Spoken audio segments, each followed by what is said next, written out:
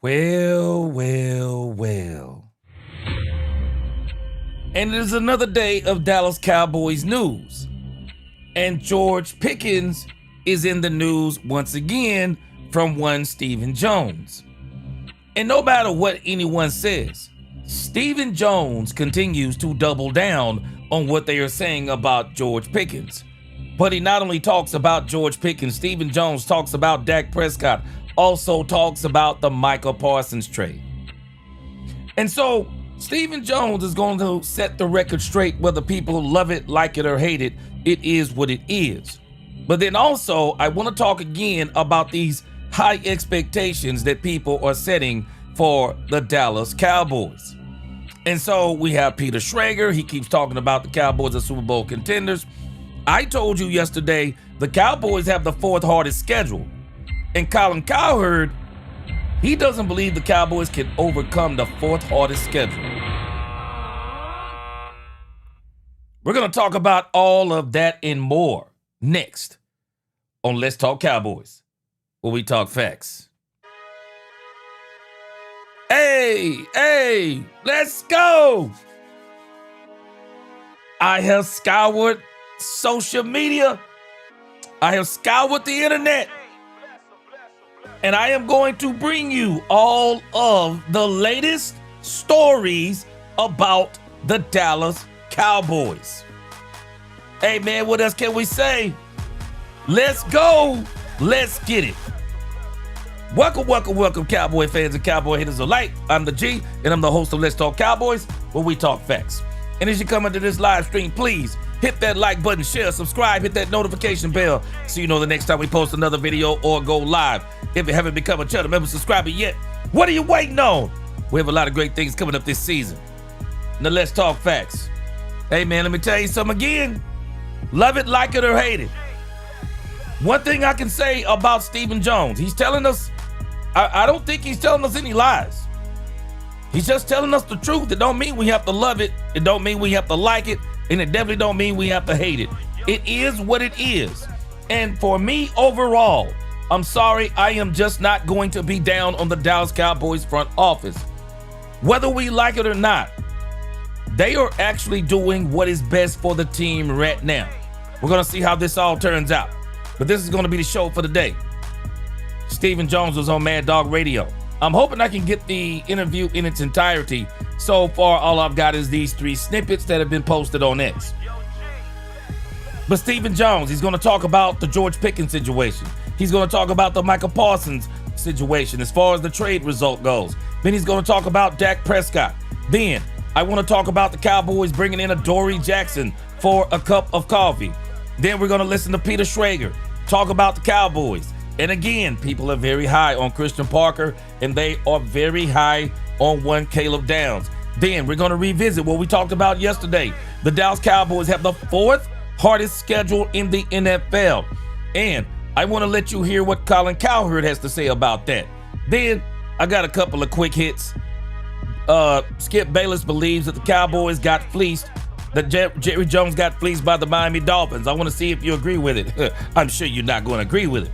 Then, if we have time, we're going to listen to some player interviews from yesterday. So, that's the show. Stephen Jones, Adoree Jackson, Peter Shrager, Colin Cowherd, Skip Bayless, and player interviews. Let's go. Let's get it. Yep. Hey. All right, let's get a quick roll call. Richard Villegas. First one in the chat. What's going on, Richard? And really, that's probably Richard Villegas, right? Because in Spanish, the G is pronounced like H, right? If I'm not mistaken. What is going on, Richard Villegas? Or is it Richard Villegas? Let me know. What's going on, David Duval? Demetrius Noel, what's going on? Good to see you. Dolores Ennis, good evening. Howdy, True Texan, what's going on? Hey, appreciate you. Hey, for the G New Watch Fund, let's go. Let's go. Appreciate you, True Texan. What's going on, Richard Owens? My man, Dominique Pittman, what's going on? He said, ain't nobody trying to hear what Stephen Jones has to say unless it's worth signing George Pickens. Nah, he's saying the right things even if we don't extend George Pickens. We've already signed George Pickens. We just, Hey, it is what it is at this point. Again, Dominique Pittman, we're helping George Pickens whether we realize it or not. The real estate vet, what's crack-a-lacking? Michael Tyree, what's going on? Football fanatic, what's going on? John Henry, what's going on? Renan Zanquini, what's going on? Dak Owens said, welcome to Let's Talk Cowboys, where we talk facts. Come in, hit the like button, and let your opinion be heard. Also, please keep the chat clean. What's going on? Brandy, as usual, she said, hey, my loves, what's going on? Dat Sax Guy, what's going on? Good to see you. Nisi in the building. What up, Nisi? Hallelujah. What's going on with you? Carl Williams in the house. What up, Carl Williams? Babatunde Shina. What's going on? Good to see you. Jacob Jackson, what's going on? Thomas Goldring Jr., what's up? Blue blood in the house. What is going on? Good to see everybody today. David Johnson, what's going on? Should be a way better year. Bass is in the crib. What up, Bass? Guess who back? Bass is in the crib. What up, Bass? What up, Jack Edmonds? What up? What up? Let's see. LA Four Hingers, what's going on? Good to see you. Hey, we gonna talk about Adoree, man. Hey, we gonna talk about Adoree. What's going on, Michael Smooth? Smoothest man on YouTube. What's going on? Mo Eddie, what up, Mo Eddie? Good to see you. What's going on? 72 Chevelle. He said, what up, fam? Everett, what's going on? Everett, CGW, what is going on? Good to see you. Good to see you in here. Yeah, David Johnson, Cowboys put on the masterclass in this year's draft. Oh, they did their thing, man. What's going on, Mr. DJ Smooth? Oh, that's probably DJ Smooth. What's going on? Yeah, no matter the strength of schedule, we have a better team. Yes, we do. And hey, right on time. What's going on, Kendra, please? From Memphis, Tennessee, what's going on? What's going on with you? Good to see you. Brian Davis, front office cape is going to be on full display today. What's going on? Good to see you. What's going on, Keith? Angie, my unofficial co-host, what's going on with you? What up, B-Dunk? What's going on, B-Dunk? Okay, so it is Richard Villegas. That's it. Oh, Richard Villegas. Is that what I said first? Man, I'm confused. Help me out. The first one is Richard Villegas. The second one is Richard Villegas. First or the second one? Let me know. What's going on, Robert Shook? What's going on? What's going on, Quentin Thompson? TSM Paul, what is going on? Good to see everybody. Lost in translation, 14G Mo. What's going on? It's the 70s Fan Show, Spoonie Dog. What up, Spoonie Dog? Rico Jones, what up, Rico Jones? Trent Smith, Antonio DC4L. Top Flight, what is going on? Poopy D in here, got my back. I'm gonna talk mad noise today now. What's going on, Mr. Polo 1972? Timothy Johnson, what is going on? Newhouse fam is in the building. What's going on, Sebastian Shaw? JCT Slice, and I'm not skipping comments. What's going on, JCT Slice? He said if Jerry and Steven can stabilize, Dak and our wide receivers can do the rest. Number 4 is a big-time stabilizer and a terrific player. We still have 4. What up with you? C. Burleson, what's going on? Angela Brewer, what's up? Good to see you. Appreciate everybody.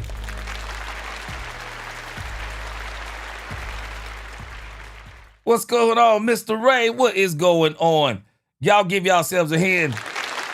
Best chat on YouTube. What is going on, Runny Dub? Now, again, you know, Stephen Jones. What is going on, Atin Chong? What's going on? I really appreciate what the Cowboys are doing. The Cowboys are adamant that they are not trading George Pickens. The Cowboys are absolute adamant they're not trading George Pickens. What's going on, Kirk Womack? All right. I got you. Richard Villegas, I got you. Yes, sir, I got you. The Cowboys are sticking to their guns on George Pickens. And people need to realize something. If the Cowboys wanted to trade George Pickens, they've had every opportunity to do it. And I do believe if the Cowboys were going to trade George Pickens, it would have been during the draft. And I still don't understand the conversation that is out there circulating that George Pickens and David Mulugeta, I guess the team, was out there trying to come up with trade scenarios. How do you test the trade market when there is no trade market? There is no trade market now. There is none. The trade market would have been during the draft. The trade market would have been before the draft. There is no way the Cowboys would trade. There is no way the Cowboys would trade. Okay, hold on a second. Hallelujah. It's Vallejos. I got you. Okay. There is no way the Cowboys would trade George Pickens after the draft. The only way that the Dallas Cowboys would trade George Pickens after the draft is that he would have to do something that would make them trade him. And that wouldn't bode well for George Pickens.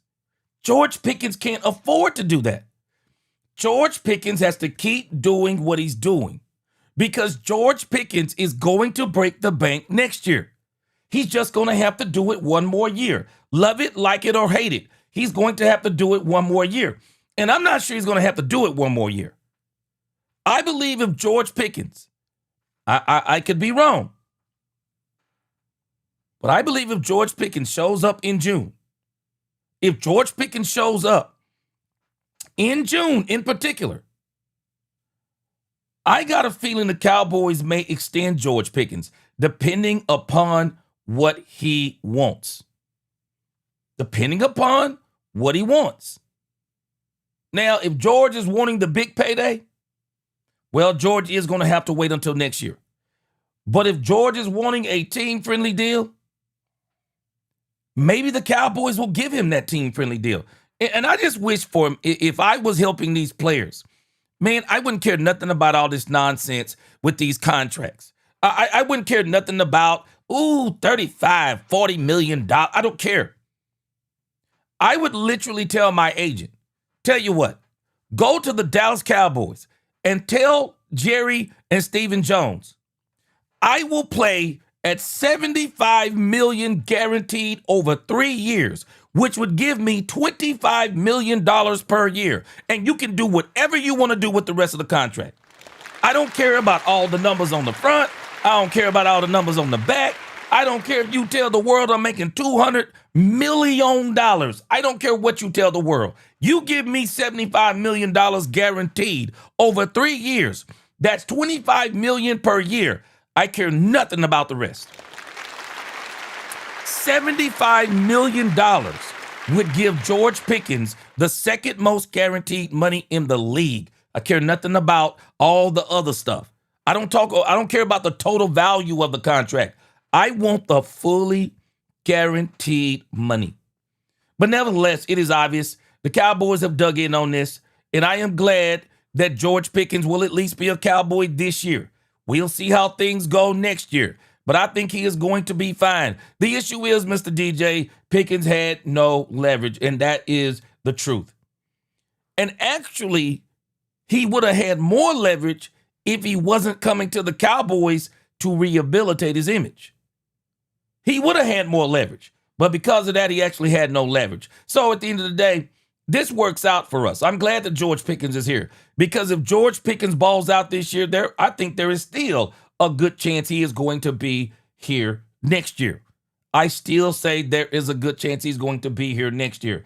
George stays here another year. He definitely may not want to leave no matter what anybody is offering him. And so the salary cap, I'm sure to go up again next year. Cowboys may absolutely let him leapfrog CeeDee Lamb, make him highly paid, and then we'll see what happens after that. But for right now, the Cowboys are going for a Super Bowl run with one George Pickens this year. And for me, man, I can't, as much as I want George to get the extension, I'm not going to let it cloud my view of what the Cowboys have done so far in this free agency, what they've done, even bringing George Pickens in last year, giving him the platform. George Pickens has the biggest platform in football to show the world who he is. That who he was last year is actually who he is. He has the biggest platform in the NFL to do it, so just keep doing it. Just keep doing it. That's all you have to do. Just keep doing it. Demetrius Noel, gee, people are quick to say take a risk when they're the ones making the ultimate sacrifice. Demetrius Noel, I absolutely love what you're saying, but here's the problem. This is the cards that George Pickens has been dealt. I'm not telling George Pickens to take the risk. The only issue is it's just George has to take the risk. He has to take it. Demetrius Noel, again, we're trying to talk principles. It's not about principles. This is the CBA. This is what the players, this is what they agreed to. They agreed to this. And so this is what a team can do to a player.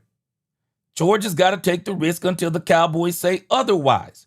And I'm still saying, hey, I'm still saying the Cowboys can still sign George Pickens. And that's why I'm not going to make a big deal out of nothing. Angie, and this is the very reason why you said they would trade you. But this is the very reason why I'm saying, Angie, get the guaranteed money. Because even if they trade you, you still get the guaranteed money. The guaranteed money don't change. That's if he was to get the $75 million guaranteed. But again, if the Cowboys trade George Pickens next year, Angie, understand, George is going to break the bank. George is going to break the bank next year. This is going to work out for George Pickens. I'm just telling you it is. This is going to work out with George Pickens. Even if he's not a Dallas Cowboy, God forbid, I want George Pickens to stay here. It's going to work out for George. Even if the Cowboys trade him next year, it works out for him. He breaks the bank. And that's the part we got to understand. George is breaking the bank next year. He's breaking the bank. I'm telling you he is. He's going to break the bank. Book it. He's going to break the bank. He's going to absolutely break the bank. Because if he does well, his value will be insane next year. If he does well, and he doesn't have to do what he did. A lot of people are saying, yeah, man, George has to do what he did. No, George don't have to do what he did last year. People are not worried about, and this is the argument that people are wrong about. This is not about the ability of George Pickens on the field. The Cowboys know what he is. This is not about his ability on the field. They want him to keep doing what he's been doing off the field. They want him to keep doing those things. And so at the end of the day, George is going to break the bank. He is. Demetrius said, gee, this war raging on Jerry Jones has already recouped $667 million he will spend this year on the team. With this war, okay, give me a little bit more clarity there. Yeah, Mike said this. I believe the Cowboys are the best spot for him. I absolutely believe. But they're going to break the bank. George is going to break the bank. Poobie D, gee, if he gets franchise tag next season, man, that's $60 million in 2 seasons. Tell me who making that. Do we realize that if the Cowboys would have franchised George Pickens next year, he will have already, in 2 seasons, made almost what the guaranteed money is for one Jackson Smith-Njigba. If I'm not mistaken, Jackson Smith-Njigba's guaranteed money is only $69 million. Now, don't let me say $69 million like only, like I got it in the bank. Nah, man, George is gonna break the bank. Don't worry about it. He's gonna break the bank. Yeah, Poobie D said if they franchise tag him again, that's close to $60 million fully. Then he gets a big contract. That's about $125 to $130 million he would pocket. Yeah, he's gonna break the bank. Oh, Niecy, hold on a second. Ed just said Jerry would trade me. Jerry would trade me. Man, hey, you know what? He probably would trade me. Yeah, he definitely would.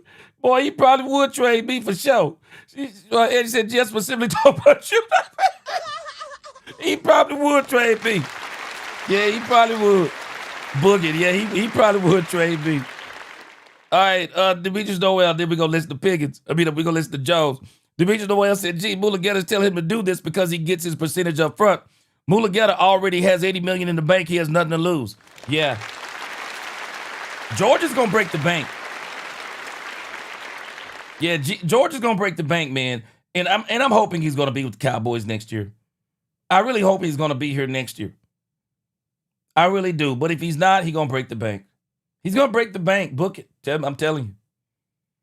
Shoot, hey, if I could be guaranteed to play on the tag 2 years in a row, I would probably be mad. Angie, I'm not gonna lie to you. I would be mad to play up under the tag. And it would be a sigh of relief after the season if I make it out uninjured. It would be a sigh of relief. But I'd be looking forward. After the season, I'd be looking forward to 2027. Woo, wait. Shoot, what? Man, I'm looking forward to 2027 once I make it past 2026. Oh, no. I'm looking forward to it then because I know, I'm about to break the bank. I'm about to break the bank on somebody. So George is going to win at the end. Y'all watch what I tell you. George is going to win at the end. And the Cowboys are going to win in the present with one George Pickens because the better George does, the more his stock is going to rise for next year. I hate what they're doing with George. I actually do wish that they would extend George. But the issue is I don't know what he's asking for. None of us really know what's being asked for. So I guess we'll never know. All right. So let's listen to what Stephen Jones has to say about one George Pickens. And I'm going to tell you, this doesn't sound like how it sounded with Micah Parsons last year. This doesn't sound like it sounded with Micah Parsons. These dudes, they are all like, they are adamant about George Pickens being here. They are adamant about it. Let's check out, this was on Mad Dog Radio. I hope I can get the whole interview tomorrow, so we only got snippets. This is Stephen Jones talking about George Pickens. Take us through that decision, the communication with the player and the agent, which I think is huge here, Pickens signing the franchise tag, and I assume that means that you've been told contractually he'll be there for everything for the Dallas Cowboys starting in the offseason. That's mandatory? Well, I'll correct that very end. Haven't been told that. Certainly that's what we expect. Anytime a player signs a contract and the expectations as we hold for all of our players is, when you sign up and you're under contract and you're expected to do what your teammates, are doing. And certainly, go back to Dak. I know he's working with Dak and those type of things. But at the end of the day, we'll see how this thing plays out. I totally agree with you. I think George Pickens has a chance to be competing with CD to be one of the best receivers in the league. And to me, that's what makes our offense so dynamic is to have two guys like that. We were having great visits with Christian Parker about, the trouble that it gave his defense and, when he was in Philly and the challenges that it causes other defenses when you have two dynamic receivers like CD and George. But certainly, it was our first year with George. Couldn't have gone better. I think George. Hold on. See, this is why I know they're not trading George Pickens, especially this. They're just not going to trade George Pickens. They're not. I'm just telling you. They know what they are with George Pickens. They know what they are. With George Pickens, let me tell you something. Without George Pickens, the Dallas Cowboys are great. The Dallas Cowboys are great without George Pickens. With George Pickens, they're otherworldly offensively. They're otherworldly. This was the first year with George Pickens. What are they going to look like the second year with George Pickens and CeeDee Lamb together? They are otherworldly with these two wide receivers. They absolutely are.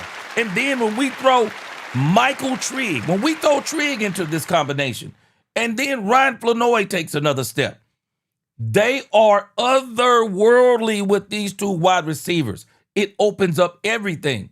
And for the fact that Christian Parker told them, y'all gave us fits with George Pickens and CeeDee Lamb, they're not trading him. They're just not doing it this year. Because I'm telling y'all probably already know this. The Cowboys have visions of sugar plums dancing in their head. The Cowboys are believing they're going to the Super Bowl. I believe the Cowboys believe unequivocally, they're going to the Super Bowl. They believe it. I will not be surprised if they start a mantra of, why not us? Why not us? And the question is, why not the Cowboys?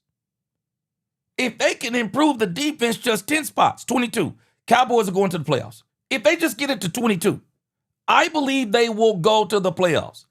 And even though this schedule is going to be hard, I still think the Cowboys can go to the playoffs with that schedule.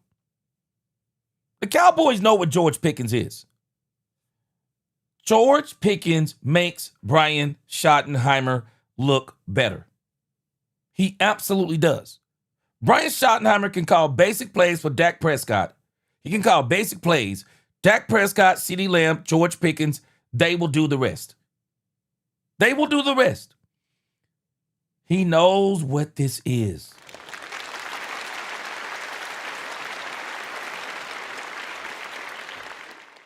He knows what this is. Hold on a second. Let me read Richard Vallejo. He said, like I said, first game is going to shock us. I think the Cowboys are going to look really good out the. I think they can look pretty good out the gate. But again, I don't want to get too ahead of myself. I've already told you, my litmus test for the Dallas Cowboys is going to be the Rams in Oxnard, California. Because I'm telling you, last year, boy, they showed us exactly what to expect with that defense, and we just didn't see it. CGW said, I respectfully disagree, G. He said, Flo had a great game with the New York Jets. Without GP, we have a marginal offense. Oh, I don't think we're marginal. And the reason why I don't think we're marginal, it's simple. Because we got the statistics to back it up, CGW. We do realize that Dak Prescott has had similar seasons to what he had last year without George Pickens. Yeah, Dak Prescott has had similar seasons, if not better seasons. Dak Prescott, man, let me tell you something, CGW. I've been meaning to show this.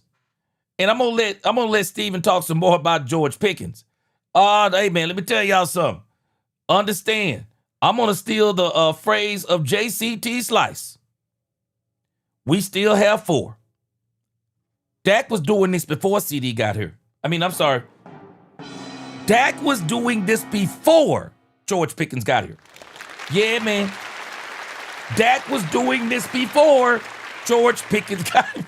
Man, I don't think we understand something. Dak been him. Dak been him. We just don't acknowledge it because we haven't won some games we think we should have won. What I say, where George Pickens makes the difference, where George Pickens makes the real difference. He makes the difference that if you'll get a defense, we saw what happened last year against the teams like Kansas City, Philadelphia. Even though we floundered, and even in floundering against the Detroit Lions, we still looked good. Now, the Minnesota Vikings game was a total debacle.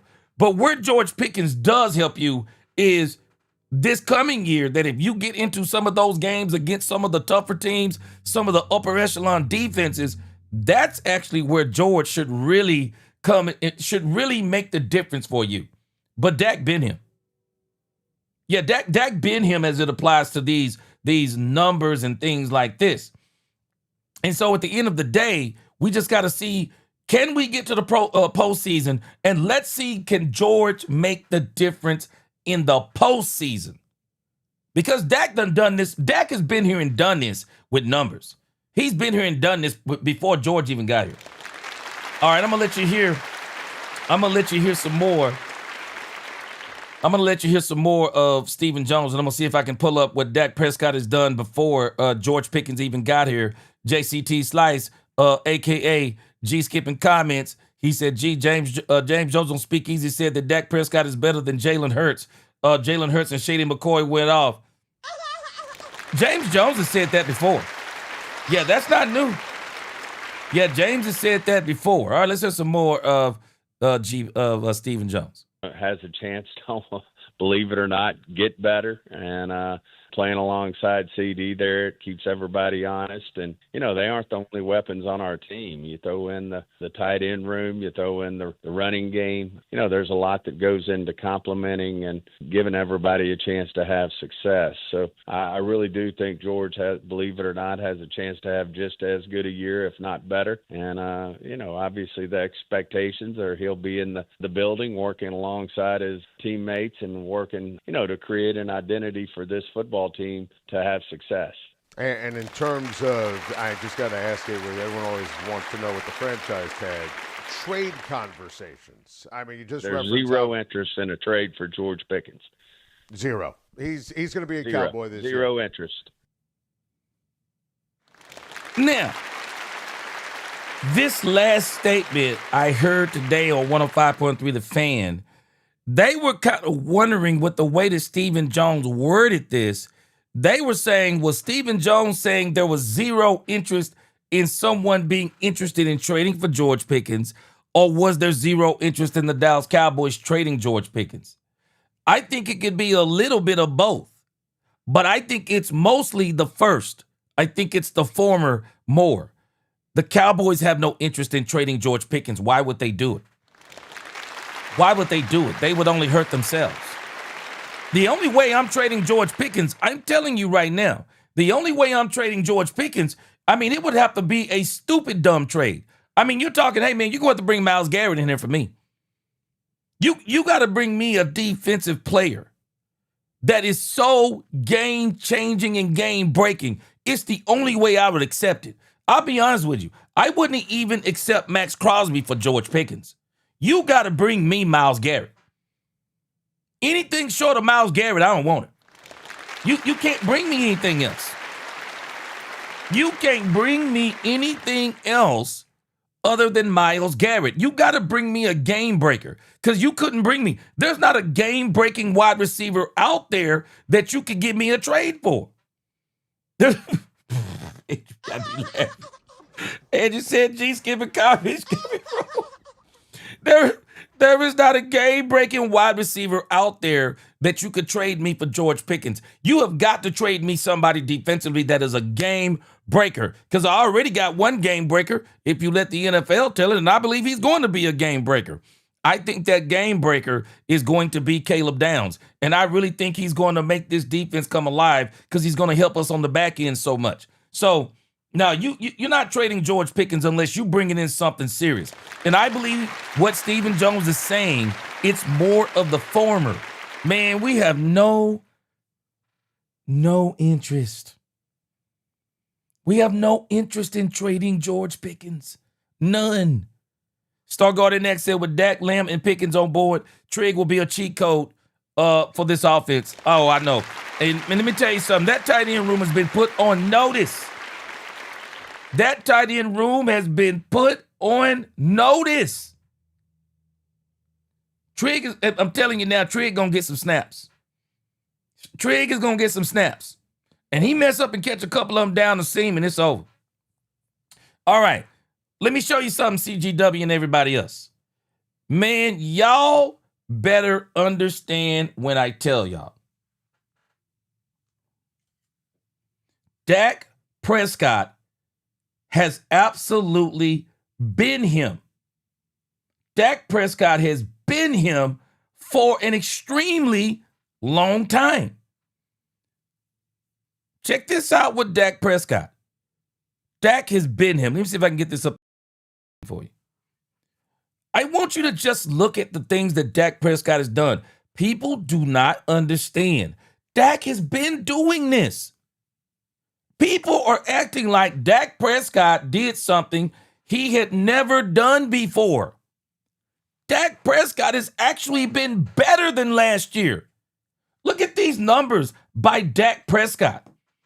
Dak Prescott. So in 2025, Dak Prescott, 67.3% completion percentage, 4,552 yards, 30 touchdowns, 10 interceptions, 99.5 quarterback rating. We do realize that Dak Prescott has done this without George Pickens. Dak Prescott did this in 2023 when he only really had George Pickens, Brandon Cooks, and Michael Gallup. And that was the year, I believe, that CeeDee Lamb had a record-setting 1,700-something yards. Look at Dak Prescott. His completion percentage was higher in 2023, 69.5. His yards were pretty much on par, 45-16. He threw 6 more touchdowns. And I'm sorry, they robbed Dak Prescott of the MVP in 2023. Dak Prescott had 6 more touchdowns, 1 less interceptions, and 106 quarterback rating. What? Dak Prescott been him. Dak been him. What Dak has really been lacking in the grand scheme of things is a shutdown defense. That's what Dak has been lacking. He's been lacking a shutdown defense. And what I'm talking about when I say a shutdown defense, anchored by defensive tackles, an edge rusher, linebacker play, safety play, and cornerback play. That's what Dak has been missing. Even when Dan Quinn was here, it was fool's gold. We could rush the passer. We could play with a lead. The problem is we couldn't stop the run. And that's what did us in the 2023 playoffs. They ran for 200-plus yards. But when you look at Dak Prescott has been doing these things even without even without George Pickens. Look at 2021. Higher completion percentage. Almost on par with the yardage. 7 more touchdowns in 2025. Same amount of interceptions. Again, higher quarterback rating without George Pickens. Hey, let's not get it twisted now. I'm not saying that George don't help, because he does. I want George to be here because I think that they're going to take it to another level this year. But don't get it twisted, man. Dak been him. Dak has absolutely been him. Not only did Dak do this in 2021, I mean, look at Dak in 2019. 65% completion. He had 400 more yards in 2019. Same amount of touchdowns, 1 more interception, 99.7. Dak has been him. I mean, people forget this man has been doing these astronomical things. Dak Prescott has had MVP level numbers at least 4 times in his career. MVP level numbers. The only time Dak doesn't do it, look at 2024, injured. 2022, injured. 2020, injured. That's Dak Prescott. He been him. 2016 had one of the greatest rookie seasons of all time. Dak Prescott has been him. He's been him. That moniker that JCT Slice has basically copyrighted. We still have 4? Yeah, we still have 4. Shoot. Dak Prescott would figure out a way if George wasn't here. But George makes it easier, I believe. George is going to make it even easier for Dak Prescott. And also, not only will he make it easier for Dak Prescott, George Pickens, CeeDee Lamb on the field at the same time really helps the run game. Because it stops teams from loading up the box and going one-on-one on the outside. They don't want those kind of problems. They don't want them kind of problems. They don't want those kind of problems. They don't want those kind of problems. And so that is why when you have George Pickens, those are the places that he really helps. He helps in those places a lot. Nisi said, give me Garrett Shador plus a first-round pick for Pickens. Yeah, you're not getting George for nothing. Shoot, not getting George for nothing. You're not getting him for nothing. And don't get me wrong, Dak would still figure out a way. But why figure out a way? You get George Pickens, it just makes it that much easier for Dak. It makes it that much easier for CD. We saw where CD started eating at the end of last season. Okay, y'all gonna double George and say you're gonna put one-on-one on CeeDee Lamb? Okay, you just asked for your own death. So CeeDee Lamb gonna eat up whatever cornerback you're gonna put on CeeDee Lamb one-on-one. Man, you stupid. Ain't no cornerback in this league. There may be 1 or 2 cornerbacks in this league that can hold CeeDee Lamb one-on-one. And we know we don't have any in this league, barely 1 or 2 that could hold George Pickens one-on-one. Can barely hold George Pickens, depending on the route he runs, can barely hold George Pickens 2-on-1. Shoot. Yeah, I want them to keep George. I want them to keep George. And this is let's see what y'all said. Edging for G2nd t-shirt put on notice. Yeah. Miss Matrix said 400 watching, 87 likes. Hit that like button. 413 people watching. Please hit that like button. Let's hype this up. Let's go. Clout Cowboy, Dak. I don't think he's the main issue with his team. I think the issue, Clout, is I think you may have it a little bit backwards. The team has been the issue around Dak Prescott. And this is even what some of the biggest Dak Prescott haters are saying. They're saying the same thing. They're saying they're realizing that Dak has never been the problem. Colin Cowherd was one of the biggest Dak Prescott haters you ever heard. Even Colin Cowherd came out last year and said, nah, Dak has never been the problem. He said he realized that he was wrong all those years. Dak Prescott has never been the problem. It's been the team around Dak Prescott that's been the problem. And I'm glad, even though they're doing it way too late. They're doing it way too late. I wish they would have done it earlier in Dak Prescott's career. They're now starting to put some pieces around him, and especially a defense. I wish they'd have did it earlier. Demetrius Noel, depreciating Dak value makes a lot of views and money for those naysayers. If Dak get a Super Bowl, they would just say it took longer than expected. These analysts are cockroaches. Yeah. And Demetrius Noel, that's why I have to remind people ever so often. Man, shoot. Dak Prescott ain't new to this. He true to this. He been doing it. Man, Dak been doing this. He been doing it. Bernard Fields, you just made a great, excellent point. We haven't been able to stop the run for 15 plus years. We're talking the Tony Romo years. Yeah. Yeah. Mike said this. Oh, man. Steve Young was happy to get that monkey off his back. Wait till Dak get his this year. Ooh, Mike said this. And Mike, you know, a lot of people don't realize this. Mike said this.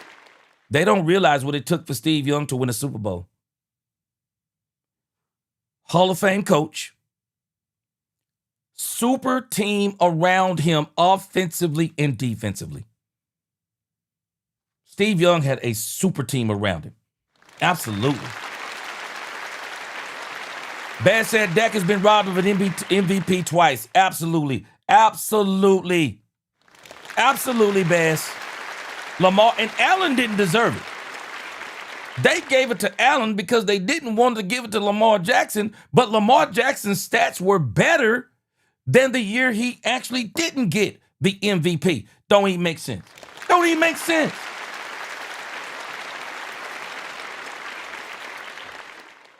Don't even make sense. All right, so let's listen to the second thing that Stephen Jones said. Listen to the second thing that Stephen Jones said. Stephen Jones talks about the Micah Parsons trade. And I think this Micah Parsons trade is something that's going to be studied in the next 3 years because people didn't realize how great the Herschel Walker trade was until the Herschel Walker trade started working. People didn't realize how great it was until it started working. This is Stephen Jones. This is Stephen Jones talking about the Micah Parsons trade. Let's see here.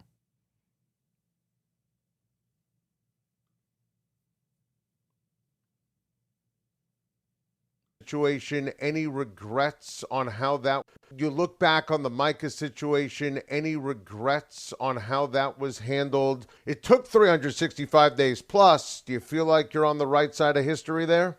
Yeah, we feel really good about it. Obviously, much respect for Micah and what he stands for and how he plays and the caliber of player he is. But, you know, at the same time, we feel good about what we've added, you know, via that trade. And you look at a guy like Quentin Williams and Kenny Clark, they're alpha players who not only are great players on the field, but they're leaders in the meeting rooms, how they go about their business in the off season, just bring great leadership to this team. As we mentioned, we add a guy like Caleb Downs, who's obviously the same type of character, he's going to make everybody around him great. Everybody's going to feed off of him. And then the pieces that we've added the last couple of years we're fired up about Ezaraku, who was a second-round pick for us last year, who I think it's all in front of. I just feel very optimistic that we have the right pieces in place to go out and, that ultimately, the decision we made was,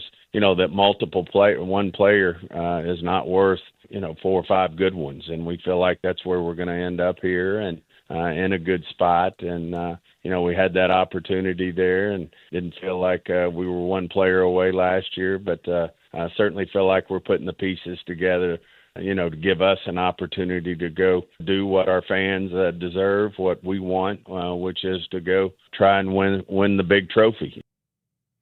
Yeah.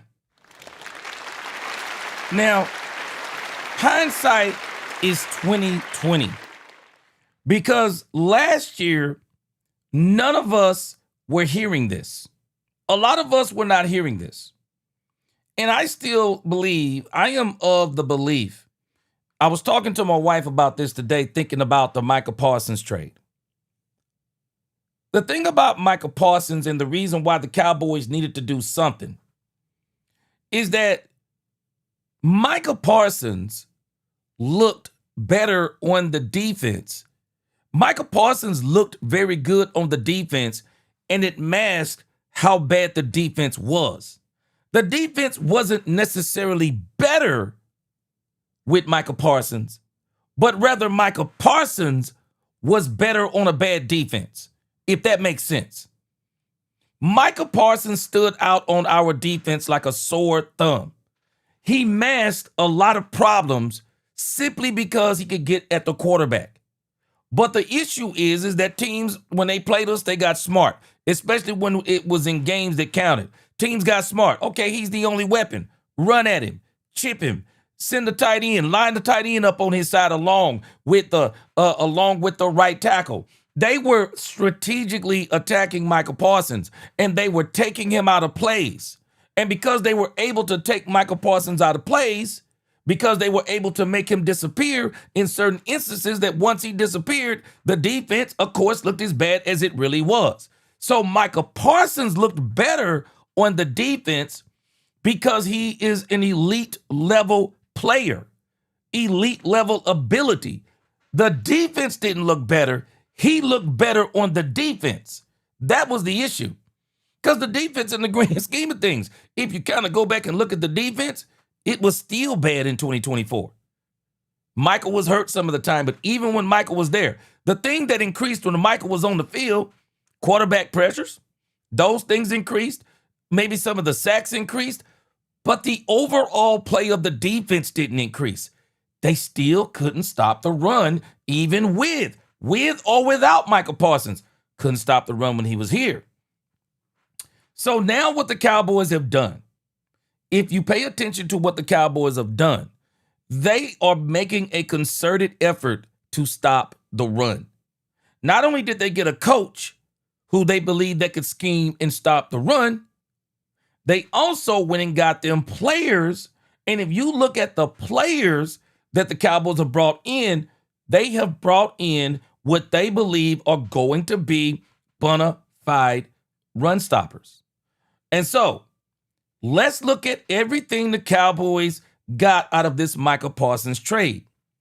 Because if you look at the Cowboys last year, even last year, 2025, even with Micah Parsons, the defense, Parsons would have made the defense look better in a sense because of some of the things that he brings to the table, because he would have got to the quarterback sometimes. He would have got some pressure on the quarterback sometimes. And I don't think we'd have been as bad in the run.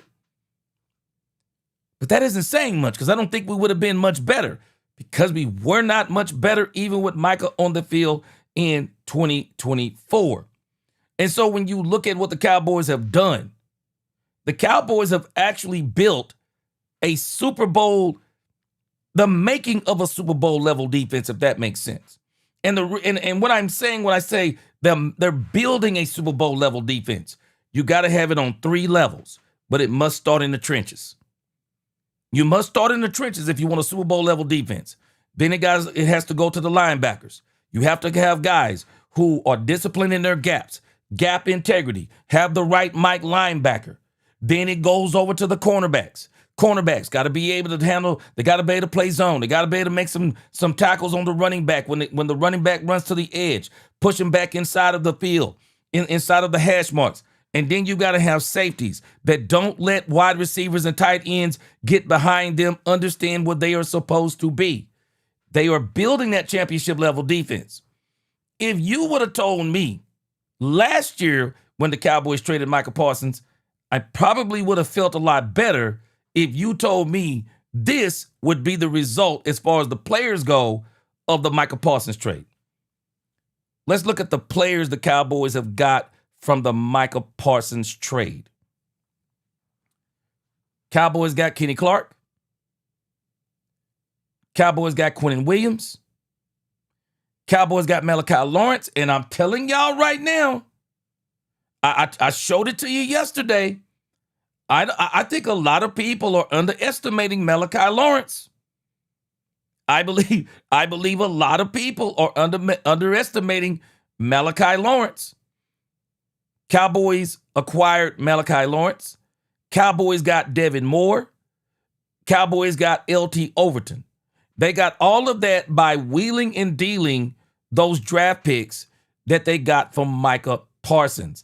The Cowboys actually got 5 players. 5 players for one. And this is what Stephen Jones is talking about. Stephen Jones is basically saying that we got 5 guys. We got 5 guys in the place of Micah Parsons that we believe gives us a better chance of going to the Super Bowl in 2026, gave us a better chance of going to the Super Bowl in 2027 than having Micah Parsons. Because understand something. It's called the butterfly effect. Some people, oh man, if we could have had Micah Parsons with all of this. Well, you were not going to have Micah Parsons with all of this. You were not going to have Micah Parsons. You don't get Kenny Clark without the Micah Parsons trade. You don't get Quinnen Williams without the Micah Parsons trade. You don't get Devin Moore without the Micah Parsons trade. You don't get LT Overton without the Micah Parsons trade. You don't get Malachi Lawrence without the Micah Parsons trade. I got another one for you. You don't get Caleb Downs without the Micah Parsons trade. You don't get Caleb Downs. I mean, I just wonder, had Micah Parsons been here, maybe you get an extra win. But without Micah Parsons, you don't get that extra win, and you are in the position where you were to be able to get these players. They got some players. Nisi said that last year, everybody just now getting it. Yeah. Yeah. I mean, now hindsight is 2020. See, if I could look back and say, oh, okay, this is what you're going to get. Okay, we can go with it. But again, hold on. That's one of my G-isms right there. Said that last year. Everybody just now getting it. Got it. Got it. I got you.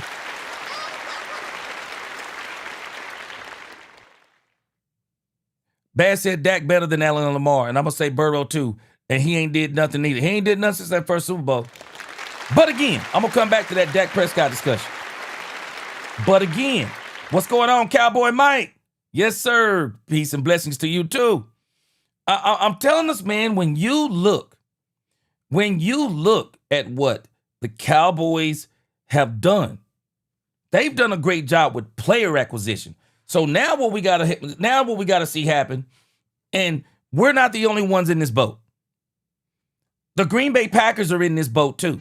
And this is what people don't understand. See, we're not going to know yet who has fully won the Micah Parsons trade until we get some results in the regular season, the postseason. The Dallas Cowboys and the Green Bay Packers, they are both trying to win the Micah Parsons trade. The Green Bay Packers are saying that Micah Parsons was worth those 2 first-round picks. He was worth the $40+ million a year. Micah Parsons is going to be the missing piece that's going to get us to the Super Bowl.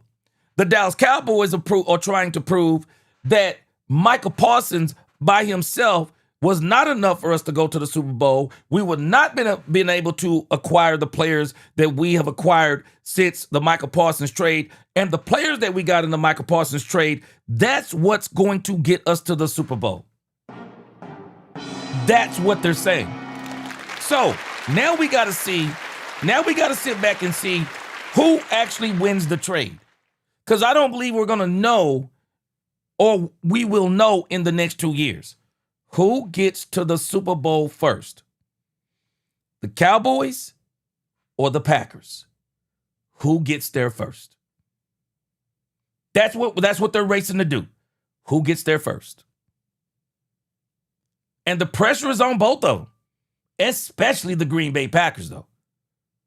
The pressure is on. Gave up Kenny, gave up 2 first-round picks. The pressure is on. The pressure is on both of these teams. Demetrius said, the interception Dak throws seems to be highlighted more than any other quarterback in the league. Hall of Famer Brett Favre threw 250-plus interceptions and never heard a single thing about it. Demetrius Noel. A lot of people won't admit.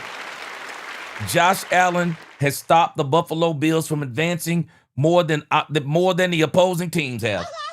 Josh Allen has been a turnover machine. Regular season, he's been a turnover machine. Regular season, he's been a turnover machine in the playoffs. Absolutely. Absolutely. But you watch what I tell you. Dak Prescott is going to get his. And the way Dak Prescott is going to get his, Dak Prescott has already proven he has well more than enough talent to win the Super Bowl. Cowboys got to put more talent around him. Because when you look at the Peyton Mannings, when you look at the John Elways, even when you look at the Tom Bradys, man, those last few Super Bowls by Tom Brady, especially Tampa Bay, oh no, they had talent around him. There is no doubt about it. They had talent around this man. Jalen Hurts, talent around him. Patrick Mahomes, talent around him. Talent around him.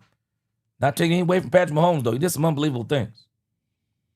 But nevertheless, I want my dream for Rain Dakota Prescott.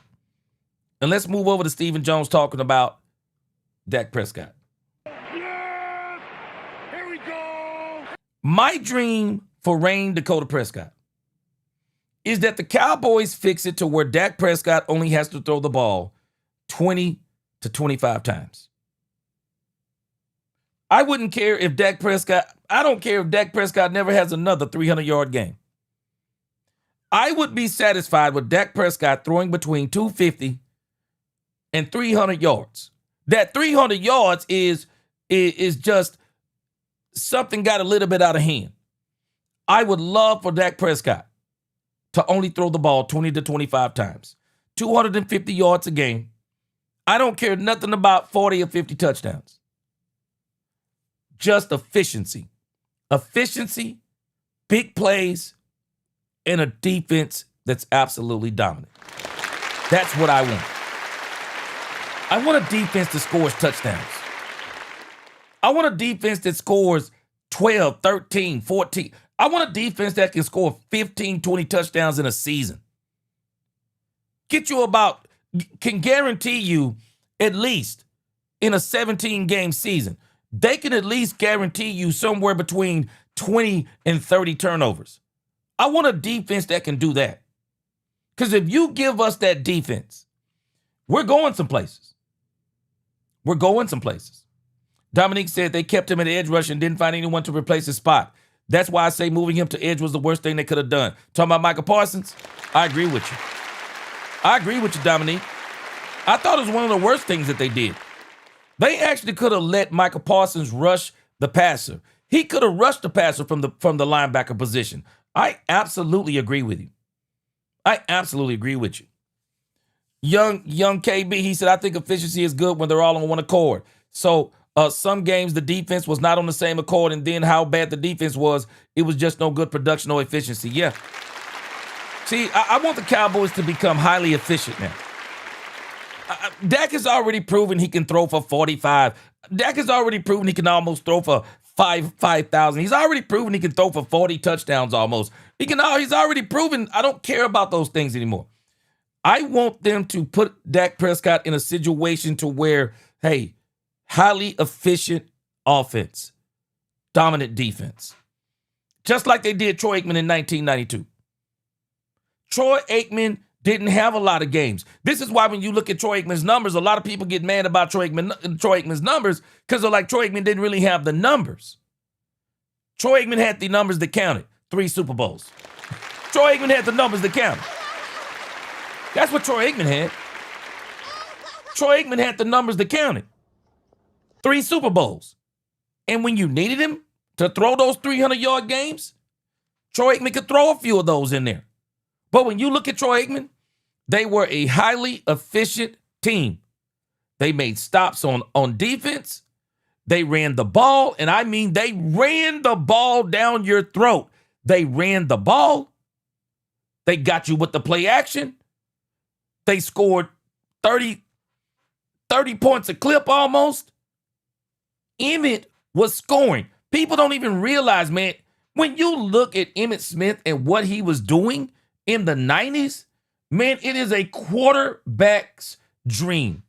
I'm going to let you hear what they say about Dak Prescott, and I'm going to show you why Troy Aikman, and this is exactly where I want Dak Prescott, and I'm going to read the super chats. I'm going to show you this is where I want Dak Prescott, because Troy Aikman, he didn't have to be a hero all the time. I talked about this last year. There it is. There it is, Niecy. I talked about this last year. What did I say last year? Let me remind you. This team always wants Dak Prescott to be Superman. Can he be Clark Kent sometimes? Can he be Clark Kent? Can he be Clark Kent and go out on a date with Lois sometimes? Can he do it? Can he be Clark Kent? Superman wouldn't be no fun if he was always Superman. No. What makes Superman intriguing is that he's also Clark Kent. Can Batman be Bruce Wayne sometimes? That's the intriguing part. He's Bruce Wayne and Batman. You get to see both of them in action. This team for too long has always wanted Dak Prescott to be Superman. Let the man be Clark Kent sometimes. And I guarantee you, if we can win games when he's Clark Kent, you better believe we're gonna win games when he's Superman too. You look back on the Micah situation, any regrets on? All right, hold on. Let me make sure I got the clip. If not, I'll go get it. All right, this is the Dak Prescott clip, I believe. Let me see. All right, this is the Dak Prescott clip. Let me do a little bit of housekeeping. I want to make sure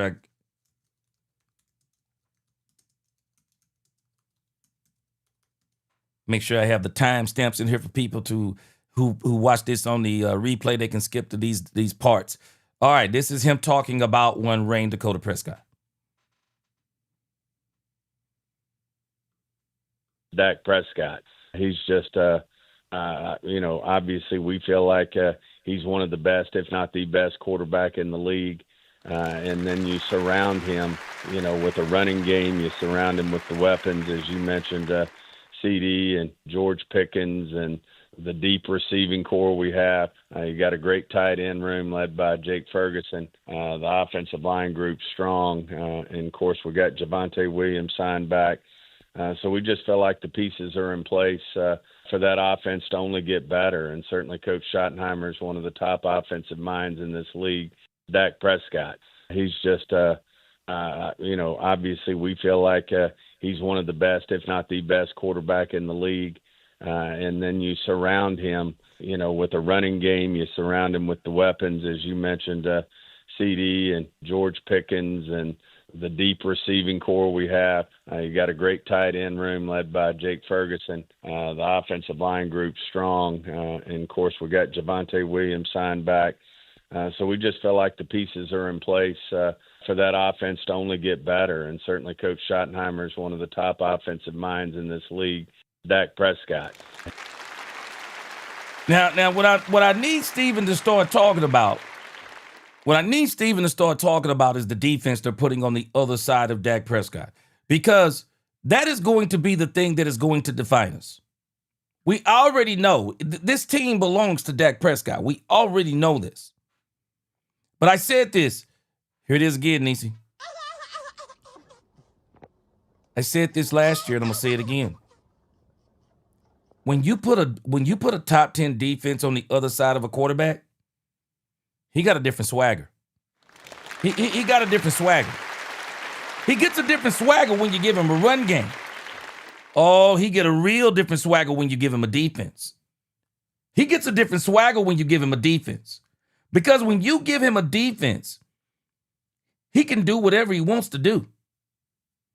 He can do so many things with a defense that it is scary.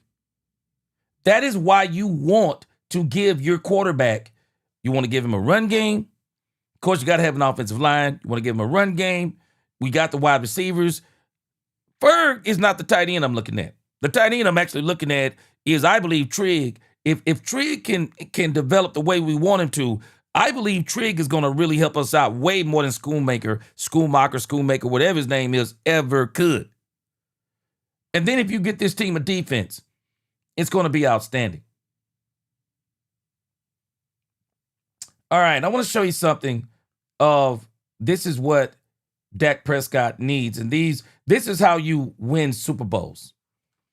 I want to show you something of why Troy Aikman didn't have to be Superman all the time. And a lot of people don't understand this part.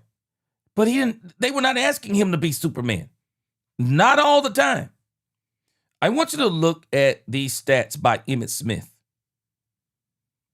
This is why I say nobody will ever surpass Emmitt Smith. These numbers by Emmitt Smith, they are alien numbers. These are alien numbers. You're winning a bunch of Super Bowls when your running back is scoring this many touchdowns. Let me just show you in particular 1992. Look at 1992.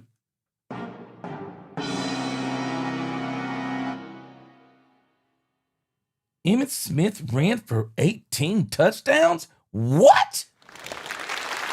Do what?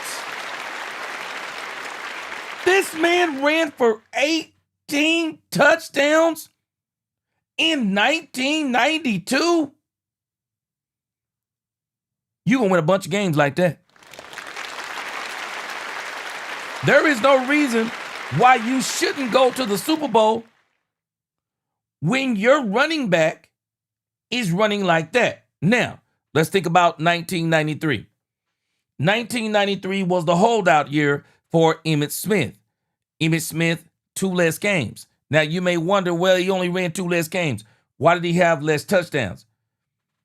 It took a little bit of time for Emmitt to kind of build his way back up and get back on track because, understand, Emmitt had been out. He had held out the entire time. But then, look at what happened in 1994. 1994 and 1995. People do not realize that Emmitt Smith was an alien.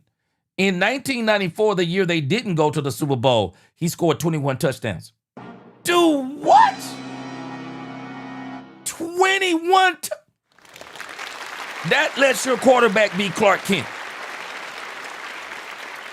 Your quarterback gets to be Clark Kent when a running back is scoring 21 touchdowns. Look at 1995. They went to the Super Bowl again. Look at 1995. 25 touchdowns? What? If we could get Javonte Williams to run 15 touchdowns, I'm telling you now we're going to the NFC Championship game. I'm telling you now.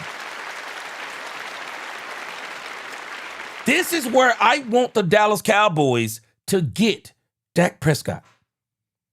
We already know Dak Prescott is one of the top quarterbacks in the league.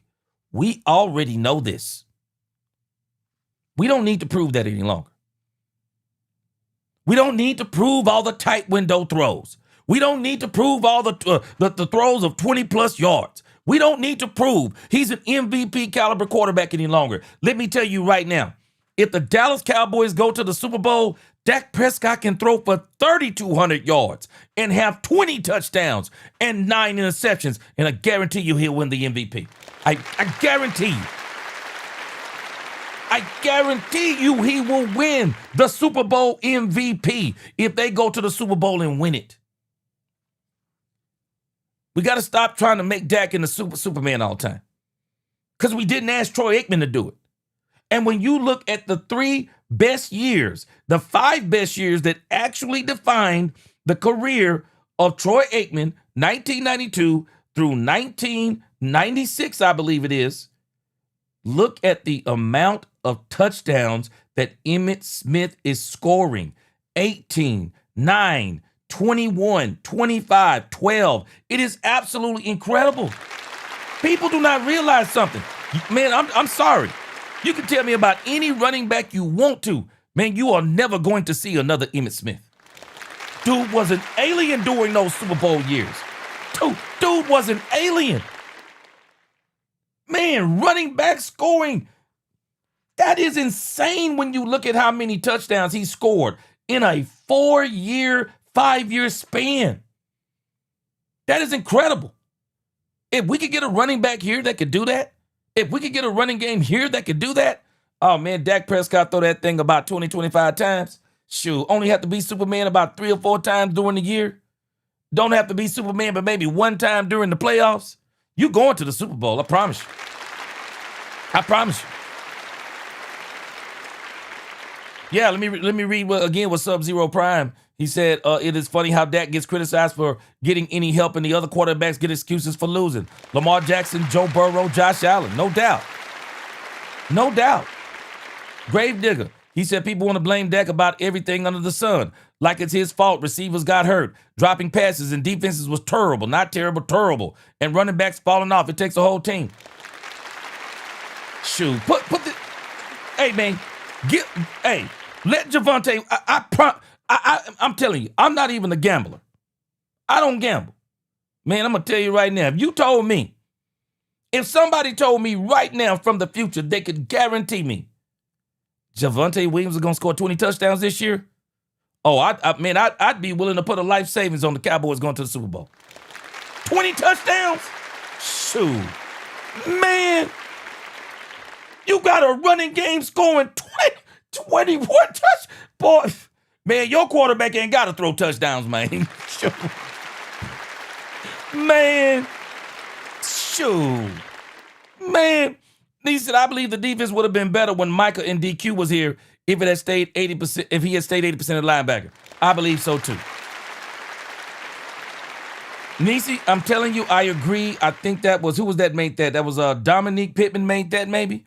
I agree. If me and Dominique have ever agreed, I agree on that. Should have never moved that man from linebacker. It was one of the dumbest things they did. One of the dumbest things they did.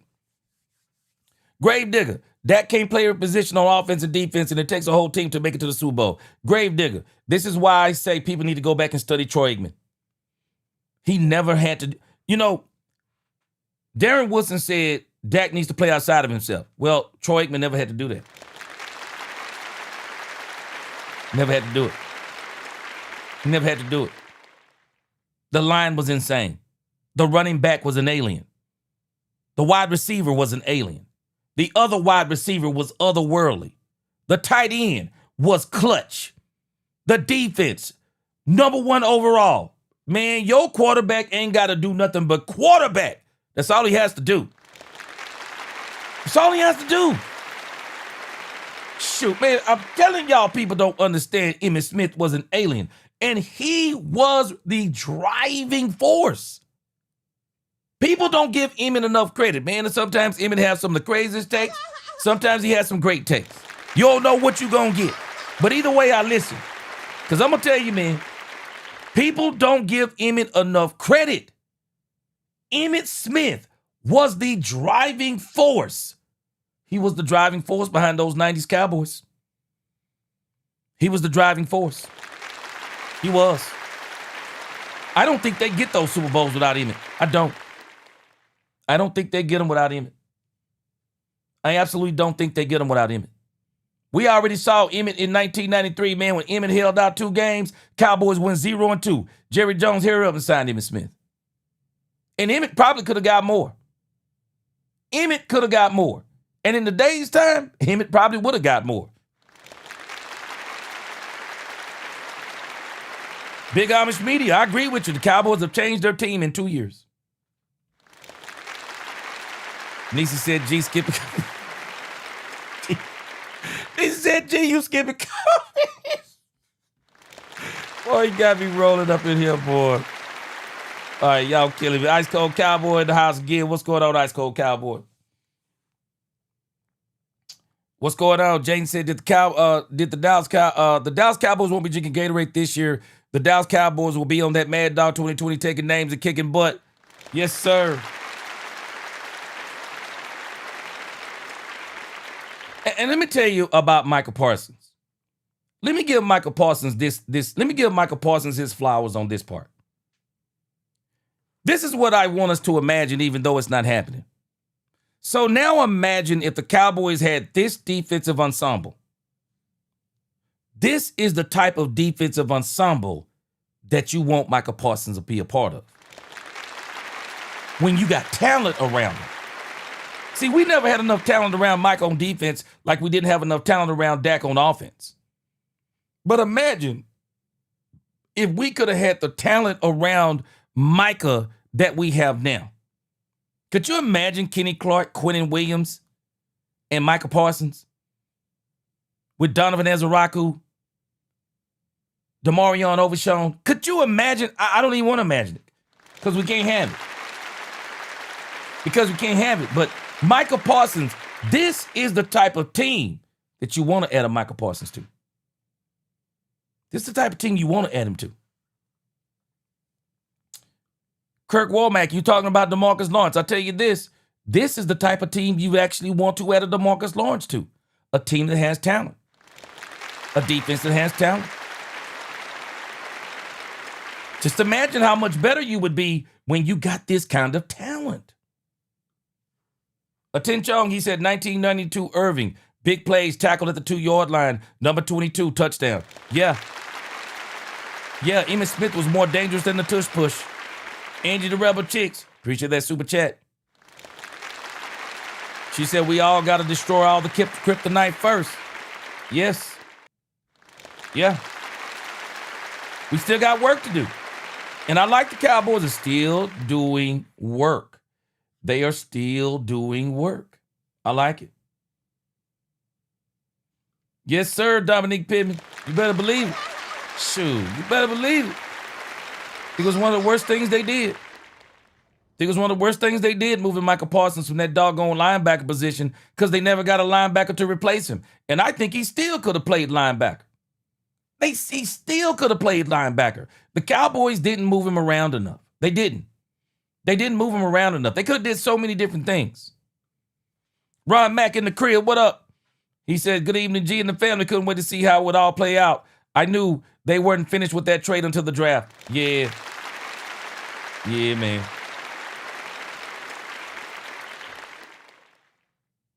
Hey, Mr. DJ C Smooth. Man, people, what you said is so powerful, bro. Nobody's ever said Troy took over that game. Ours was always in it. Yeah. And a lot of people don't even give the defense credit.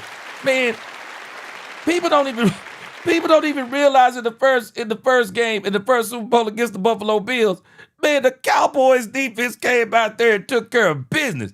Man, cracked on Jim Kelly. Knocked the starting quarterback for the Buffalo Bills out. What was it, the first quarter, early second? Man, that Cowboys defense cracked. Man, they went, man, that Cowboys defense in that 92 Super Bowl crashed out on Buffalo, man. Man, Jim Kelly didn't have a chance, bro. Could you imagine entering a Super Bowl and knocking out the starting quarterback in the first quarter? What? Shoot. Boy, Cowboys cracked on, man. Cowboys cracked on them boys, went crazy. Man, when I knock your quarterback out in the first quarter, man, it's like a bulldog smelling blood. It's over, bro. It's over. If I knock your quarterback out in the first quarter, it's a bulldog on a meat truck. It's over, bro. It's over. Who was it? Was it Don Meredith? Shoot, I knock your quarterback out in the first quarter, turn out the light, the party is over. It's over. Cowboys defense was crazy. Crazy on them boys. I want them to get that for Dak Prescott. I want Dak Prescott to have the luxury of what Troy Aikman had. A defense that's going out there terrorizing the opposing team. Terrorizing them. Terrorizing them. Shoot, I bet you Jim Kelly still don't remember what happened in that Super Bowl. I bet you he still don't remember. Got to keep building. We cannot be done, Cowboys fans. We cannot be done. Angie said, since you said Dak is Clark Kent, I'm thinking CD. I'm thinking CD is Bruce Wayne, Pickens is John Stewart, Javante is Barry Allen, and Shotty is Marshall the Manhunter. I love the animated Justice League. Let's go. Hey, Angie, it's the reason why they needed the Justice League. Superman can't do it by himself. They need all of them. They need all of them. Wonder Woman, they need all of them. Attention said give up 2 first-round picks and 2 twos to get Myles Garrett. Do that for 2 years, then trade CD or Pickens or get back draft picks. Man, I'm telling you right now, I ain't taking nothing less for George Pickens. Man, you got to give me some players. You got to give me some players. I'm telling you now. I'm not shaking GP, not this year. We're going to see what happens next year. But again, you know what? I'll tell y'all this. I think it's going to do us all good if we just focus on 2026. I believe if we all focus on 2026, 2027 is going to take care of itself. Let us all focus on 2026. Yeah, Angie, Green Lantern, shoot, man. Yeah, Green Lantern, boy, that's the unsung Justice League hero right there. What's going on, Ben Dooley? He said Roger Staubach and Troy Aikman had super teams. Yes. Dak would have had 3 rings with that type of talent. I agree. Shoot, I agree. I absolutely agree with you. Frank Lawrence, appreciate that super chat. He said the bosses were magicians, never thought they could do it. Replace entire defensive coaching staff, free agency trades, draft, 17 UDFAs, write it down, 17 players got cut. Man, this team looks totally different right before our eyes. We don't even realize it. Yep, Hawk Girl, yep.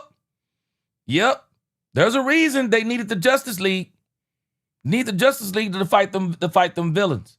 Man, I love what the Cowboys are doing, and they're not done. They are not done. And that's going to take us to our next. Yes! Here we go! That is going to move us to our next subject matter. Moving right along. Adoree Jackson. Adoree Jackson was in Dallas. I don't know where y'all are with this thing on Adoree Jackson. Wait a minute. Okay.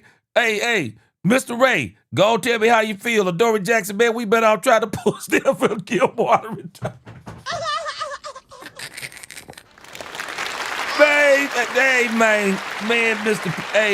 Mr. Ray P, man. Mr. Ray P, man, I'm sorry, bro. I'm sorry, bro. I'm kind of leaning the same way you are, man. I didn't get a chance to do a video on it today. I had some things to do, man, but man, come on, man. When I heard this thing about Adoree Jackson, man, come on, man. Let me read you a couple of stories on this thing with Adoree Jackson, man. Let me read a couple of stories here. Let's read a couple of stories, man. It all depends on who describes this stuff. It's always funny. It says here, Adoree Jackson is visiting the Dallas Cowboys. Says the Cowboys are meeting with a potential addition to the secondary on Tuesday. No, a camp body. Let's be clear. Cornerback Adoree Jackson is visiting with the team per report. NFL reporter Jordan Schultz. Cowboys currently have 1 spot open on their 90-man roster. This is what they're trying to fill. Jackson played for the Eagles last season, and he recorded 55 tackles and an interception in 14 regular season appearances. He also had 4 tackles in their playoff loss to the 49ers. The move to the Eagles came after Jackson spent 4 seasons with the Giants. The 2017 first-round pick spent his first 4 years in the league with the Titans. He has 459 tackles, 5 interceptions, 6 forced fumbles, and 5 fumble recoveries over the course of his career. Cowboys signed Kobe Durant, Darian Kendricks as free agents before drafting Devin Moore in the 4th round last month. Deron Bland and Savon Revel Jr. are their top return corners. Now, Poobie D. Poobie D, you still in here? Now, I mean, I'll take Adoree Jackson over. I mean, I'm not trying to be funny. I'll take him over Triquez Bridges. I'll take him over Triquez Bridges. I mean, he's a veteran cornerback. I mean, you keep him, maybe you keep him, hey, who knows what can happen. I'll keep him over Triquez Bridges. But I value Kobe Durant and Darian Kendricks more than him. I mean, the only thing he could help you do is help you implement the system. That's all he could do. Cowboy Mikey said, no, he's no better than Elam. Yay, man. Now, this particular article, you see how they wrote this about Adoree Jackson. Now, listen to how this article is written by Adoree Jackson. And this one is hilarious. Written over here by Section 215 by Richard Lewis 3 hours ago. Now, this one is hilarious how it is written. Look at this one right here. Eagles won't be upset if Adoree Jackson joins rivals after visit. They said the Eagles won't be upset. And they clearly tell the unadulterated truth on him. They tell the unadulterated truth. It says the Philadelphia Eagles saw Christian Parker leave town to become the Dallas Cowboys defensive coordinator.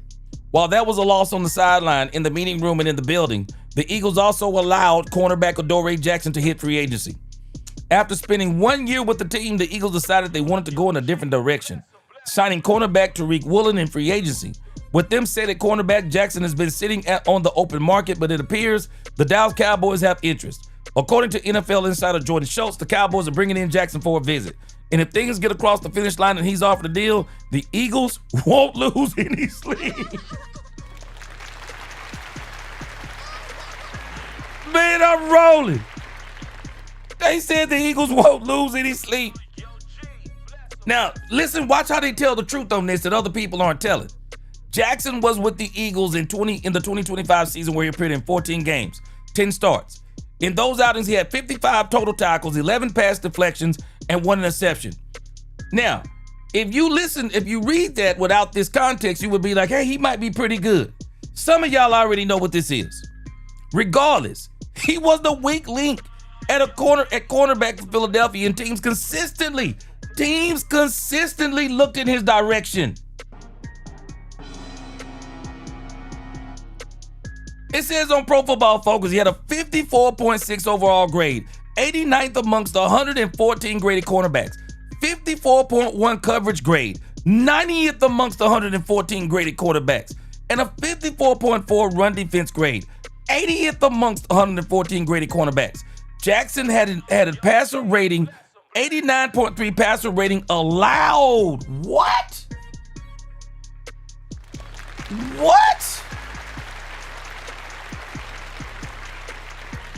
89.3 passer rating allowed while giving up 11.7 yards per reception. What? In addition to those numbers, the USC product allowed 47 catches on 74 targets, 552 receiving yards, and 2 touchdowns. What? No thanks. I mean, for a camp body, okay. No thanks for me. It says, look, opposing offenses avoided throwing in the direction of Quinyon Mitchell and Cooper DeJean, putting Jackson in the limelight that much more. His production didn't meet the Eagles' standards, so much so that they didn't attempt to bring him back. So if he were to join the Dallas Cowboys, the Eagles wouldn't have a problem with that. They had him in the building for a year, so they know his weaknesses. He would also be going to a Cowboys secondary that struggled to stop the pass in 2025. Dallas was 32nd in the NFL in pass defense last season. And the idea of Jackson joining that bunch has to have the Eagles perking up. Man, heck no. Heck to the no. If the Cowboys want to make him a camp body, that's fine. Maybe he can help these guys, get the defense down quicker. Maybe he can assist with that. But no, man, Cowboys don't even need to be playing around with Adoree Jackson, man. Angie said she's showing us Blair Stacey Adams cleats. Let me tell you something. Angie, I got a strange feeling that Adoree Jackson was wearing some of them same cleats. He was shopping at Stacey Adams too. No, we don't need that. Jeff Shack said, hey, wouldn't Parker have known Jackson was the weakest link? Yeah, he stopped by for some coffee with Parker. And Jeff Shack, let me tell you something what I think. He might be a very good camp body, Jeff Shack. And the reason why he may be a good camp body, when you're talking about implementing a new defense, he may actually be able to help implement that defense while at the same time getting a check and not making the team. But I saw this. I said, come on, man. Mr. Ray says CeeDee Lamb made Adoree Jackson like a little league player. Man, Rod Kirby said, please take a pass, man. Sub-Zero said, after hearing it, I think Jackson doesn't have a chance to make the team unless they need a water boy. This is only, I believe, for practice. Eddie said, I blame you for the word of church. Edge, I'm gonna tell you, it's funny when you talk about wearing church shoes. I don't know if I told y'all this story before, but I'd asked my parents when I was, my dad had a crazy way of teaching you lessons. And so I had asked my parents for a certain pair of shoes. And these children today, I mean, they different. I mean, even my own children, when they were in grade school, I mean, we would buy our children like 4 and 5 pair of shoes in a school year. That's not including football. That's not including football cleats. I mean, I'm old enough to where I was in school. They actually bought your cleats. Everybody wore the same cleats, them same ugly cleats. But one year, my parents had bought me a certain pair of shoes. And there was a old house across the street that they were tearing down. And I went to that house across the street. Me and my cousins, we were over there playing at that house, and they were tearing it down. And they had paint. They had a bucket of paint over there. And I wasted a bucket of paint. on my shoes.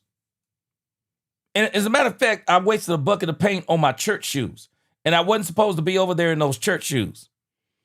Man, my dad got so mad when I wasted the paint on them church shoes, Angie.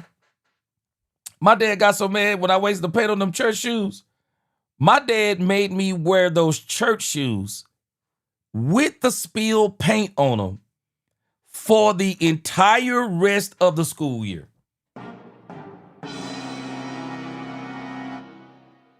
Now, that ain't the funny part, Angie.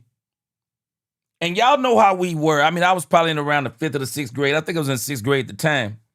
Y'all know how we are. So when I went out there to go play football, guess what I was wearing? I didn't even take my shoes off. I wore them church shoes.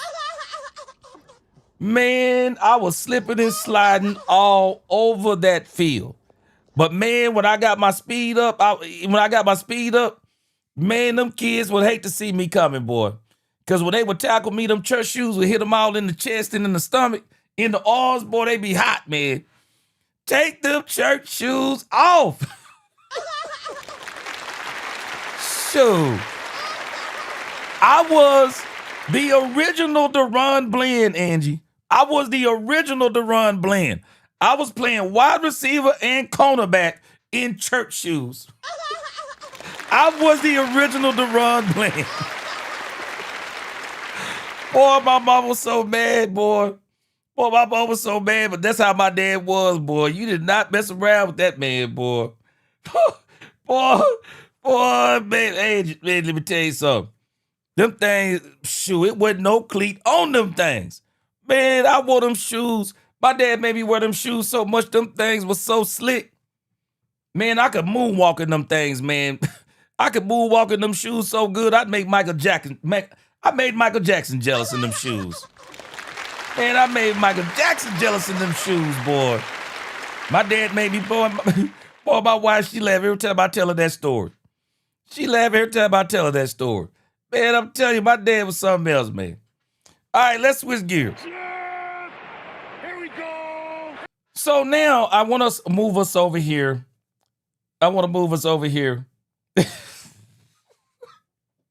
Angie, I'm flat-footed. She said, gee, you must have, she said, you must have bad feet. I'm flat-footed. Shoot. Hey, man. Hey, Mr. Get Dirty, I wore them shoes out so bad. The toe wore out. And I would wear white socks with them. Man, I'd be out there playing football with them shoes on, man. My socks would be coming out the tip of the left shoe. Man, I wore them shoes to death. Man, I wore them shoes so, man, because my dad said, you gonna wear them shoes for the rest of the school year. He didn't anticipate I was gonna be playing football in them joints. Man, I was playing football on grass. I was playing football in the street. Man, I was even playing basketball in them things, man. We got towards the end of the school year, I wore them shoes out so bad they had to give me a pair of shoes. Boy, them kids were so glad. Them kids were so glad when my parents bought me a new pair of shoes. They was applauding when they saw me come up in there in them tennis shoes. Cause they do them cause I'm telling you, I wasn't taking them shoes out to play football, boy. They were so glad when I got them shoes, boy. They didn't know what to do. All right, let's go over here real quick to Peter Shrager, man. Let's go over here to Peter Shrager. Angie, they was making, man, them shoes was talking at the front, the back, the bottom, everything. They had a hole at the bottom. And I wore the mess out of them shoes. Boy, I wore the mess out of them shoes. I'm telling you right now, boy, y'all think Michael Jackson could moonwalk? I could dance back in the day. Shoot, y'all think Michael Jackson could moonwalk? Man, I'd moonwalk in them shoes and sparks be flying up. They were so slick. Man, I bet you I could moonwalk for a mile in them shoes, boy. Oh, them things was tore up. Boy. I wore the mess out them shoes. Boy. My dad had a way of teaching lessons that you wouldn't do stuff again. I bet you that. You wouldn't do it again. All right, so talking about this hard schedule the Cowboys have. Peter Shrager, I want to start this out first with Peter Shrager. Peter Shrager, man, he is so excited. He is so excited about the Cowboys having Caleb Downs that he is saying that the Cowboys are Super Bowl contenders. And this is Peter Shrager. Man, I'm trying to tell you, Blake Strange, I'm trying to tell you. Man, boy, I'm telling you. Man, I got to the point I almost mastered them shoes, man. Man, I got to the point, man, I could actually cut. I got to the point where I could almost cut on the dime in them slick shoes, man. Cut on the dime. I remember sometimes I try to stop on that grass and I'd slide like an extra 2 or 3 feet. Man, I was killing them shoes, man. I was killing them shoes and killing them kids when I was playing, boy. Killing them shoes. JCT said them shoes was like, boy, I was killing it. Ice cold, ice cold. And the part is real funny. I'm not even exaggerating. I used to wear them shoes and had them. And y'all know back in the day, man, y'all who old as I am, when I was young, your pants, if they were flooding, they just flooded. If they were flooding, they just flooded. I mean, I was wearing church shoes, flooding pants, and white socks. Boy, man, your mental fortitude when I was growing up had to be tough because, man, them kids would be cracking on me so hard. It was crazy, boy. Oh, it was crazy. They be cracking on me so hard with them shoes, man. But back then, you just took it, man. We didn't talk about no mental health and all that. Shoot, we just took it and kept on going. All right, man, I'm done. I'm done with them Deron Bland shoes. All right, so this is Peter Shrager. Peter Shrager, Cowboy Mike, you got to stop it, man. People don't know nothing about no doggone Buster Browns, man. I know about Buster Browns. Shoot. Ice cold. I played basketball in mine too, boy. I ain't playing. Shoot, I had nothing else, man. All right. Christian. So this is Peter Shrager. This is Peter Shrager talking about the Dallas Cowboys, man. He is so, oh man. Angie, shirt was tucked in and the pants was tight. That's just how we did it back then. Man, hey man, we had no sense of fashion. Boy, we had no sense of fashion back then, boy. It is what it is. All right. Again, this is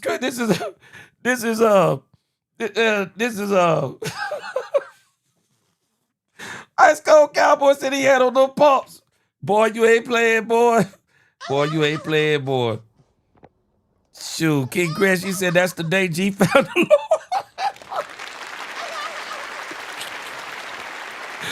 Oh, boy. All right, man, I'm going to stop. This is Peter Shrager talking about Cowboys and Christian Parker and Caleb Downs. Check this out, man. Parker, the defensive coordinator of the Dallas Cowboys, might be the most fascinating person in the NFL this season. 34 years old, an absolute firebrand, like out of bed, like energy, beloved by players. And he comes from the rival Eagles, where he was a defensive backs coach. He is now the defensive coordinator of the Dallas Cowboys. And the Cowboys wake up from this nightmare of last season where their offense was high flying and they traded Micah Parsons and they thought maybe they can get by. And then their defense was absolute crap. And they wake up from this nightmare like, wait a second. We suddenly have Rashawn Gary. We suddenly have Malachi Lawrence. We still have Kenny What's Clark going on, in the Gary middle. Crosby? And by the way, we spent in free agency a little bit. And now we've got Caleb Downs and the new defensive coordinator, who, by the way, is going to be a head coach very soon if they have success on defense. Adding Christian Parker, who, again, is just 34 years old, to this team over what they had last year, and this is nothing against Eberflus. It sounds like an anti-Matt Eberflus. It's not. But with the talent and with the young energy and new breath and new fresh voice, that delta is massive. And if the defense is somewhat serviceable, I'm talking top half of the league, you better believe the Cowboys are a playoff team, and you better believe the Cowboys are a Super Bowl contender. Man, this is the stuff that people are saying. This is the stuff that people are saying, man. Brandon Cup, man, you better believe I had that collar flipped up. You couldn't tell me nothing in them raggedy shoes, boy. Jeremy Best, they used to crack on me every day, man. People do not understand the mental fortitude you had to have, man, to go to school when I was young. Boy, them kids be cracking on you so bad, boy. I didn't even cry about it. Man, I didn't even care. I just moonwalked away from him. I didn't care. I just moonwalked away from him. I just did my thing, man. That's probably why I dress so good now. I remember them days. Man. Brother like me was poor. I remember one time I only had 2 pair of pants for school, man. And they wasn't this year's pants. They were last year's pants. Hey, man, it was tough times. But I got through it. The grave nigga said... He said them shoes were so holy every time he ran in them, they would scream, praise the Lord. Shoot, man, them shoes was whistling, bro. Shoes were whistling, man. All right, CGW. He said Peter Shrager is not a Cowboy supporter. He's a clone version of Stephen A. Smith. Don't trust him. Well, you just wait. You just wait and see. you just wait and see what happened. You just wait and see what happens if they lose. He gonna be the first one talking about him. Ooh, Ice Cold Cowboy. Let me tell you something, man. Boy, I wanted a members only jacket so bad, Ice Cold. Bro, I was too poor. Now my dad wore a members only jacket. Man, my dad had a members only jacket. He wouldn't get me one. Hey, man. I wish I would have had one of them members only jackets. I probably still had that joint. Man, them members only jackets was it. Yeah, hey, Angie. Pants flooding with the sharp crease. Man, I didn't even have no iron. I didn't even iron them things. Angie, they were flare legs. Didn't even iron them joints. They were flare legs. Didn't even iron them. Shoot, grave nigga, I wish I would have had that members only jacket. Sub-Zero, he said, if Jerry and Steven are smart, they had better be thinking of paying the coaches, Shotty and GP, if this goes where I think it will. I'm telling you now. They're setting Christian Parker up. I mean, if he could even get the Cowboys to the playoffs a couple of years, oh, it's over. It's over. Richard, you better believe it. Shoot, man. I was killing it in them shoes, man. I was killing it. I ain't playing. Gary Crosby, I ain't playing. I was in them shoes. And the part that's funny, I'm not even exaggerating. There is no exaggeration in this story. There is no exaggeration. Oh, boy, I was getting brutalized going to school. But you had to do it. You couldn't stay home. Shoot. What's going on, Chef Pope? What's going on? Good, you made it to the live. My man, Uncle Charles. What up, Uncle Charles?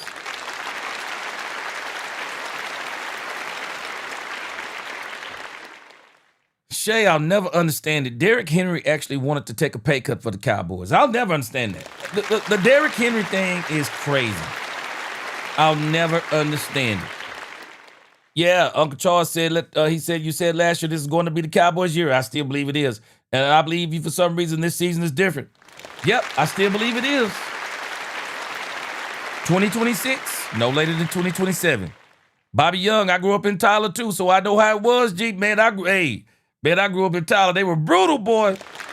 Man, Bobby Young, they were brutal in Tyler, bro. Shoot. Man, I went to Dogan Middle School. Getting straight clown, bro. Getting straight clown, bro. But hey, back in the day, that's what it was. You got clown. That's what it was. You survived. All right, so I want you to see the other side of this, and I talked about it yesterday. Man, I don't know if people realize it or not. Cowboys got a pretty tough schedule. They're already looking at this as it applies to the Cowboys. They got a pretty tough schedule coming up. Dallas Cowboys have they have one of the 5 hardest schedules in the league. One of the 5 hardest schedules in the league. It's the Rams, the Cowboys, the Panthers, the Dolphins, and then the Cardinals. Very, very, very, very tough schedule. Strength of schedule is tough for the Dallas Cowboys. And we looked at another graph yesterday about the Dallas Cowboys schedule. This thing is no joke. And in Warren Sharp, I don't know if y'all follow Warren Sharp. He's got some pretty good things he talks about on his channel on X at Sharp Football. He said, how many wins for the Cowboys this year? Notes. This is interesting what he said. Last year, the Cowboys played the number 3 easiest schedule. They won 7 total games. In their 8 games versus teams with a winning record, they were 1 of 8. In their 7 games versus teams who make the playoffs, they won 1 of 7. They went 3-1 in games decided by 3 points or less. This year, they have to play 10 teams projected. Now, this is the part you have to pay attention to, though. They played 10 teams projected to have a winning record.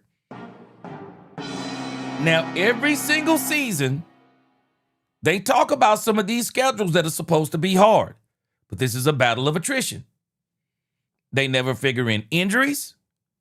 They never figure in trades. They never even figure in just the failure of a team. And these schedules, sometimes they say are the hardest, don't turn out to be the hardest. So we're going to see what it is with the Cowboys. It may not be nowhere near as hard as everyone says it is. But it says they have the 2 biggest increases in schedule difficulty and the number 4 overall toughest schedule. Projected. Let's keep that in our mind. Projected. Big Amish said we wouldn't want it any other way. I agree with you. You want to be the best? Beat the best. That's how I see it. You want to be the best? Beat the best. So, hold on. Let me do some housekeeping here real quick. And so, this is what they're saying about, the Cowboys. We got Peter Shrager on one side.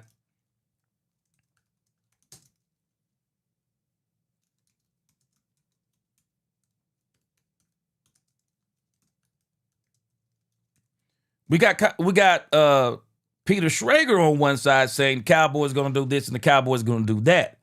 Well, we also got we also got Colin Cowherd, and you already know he always has some interesting things to say about the Dallas Cowboys. And so now I want you to hear Colin Cowherd, and we're gonna see if we can pull this off. I'm gonna do this with no interruptions. I'm gonna let Colin Cowherd speak all the way through. I'm not gonna say a thing. So if I have to come back and cut it out, I can cut it out. But I want you to hear Colin Cowherd. And so what we're gonna do is we're gonna do a little bit of trickery here. We'll put Colin Cowherd's picture on the screen. We'll put his picture on the screen, and then we'll just play the audio in the background. See if we can get away with that.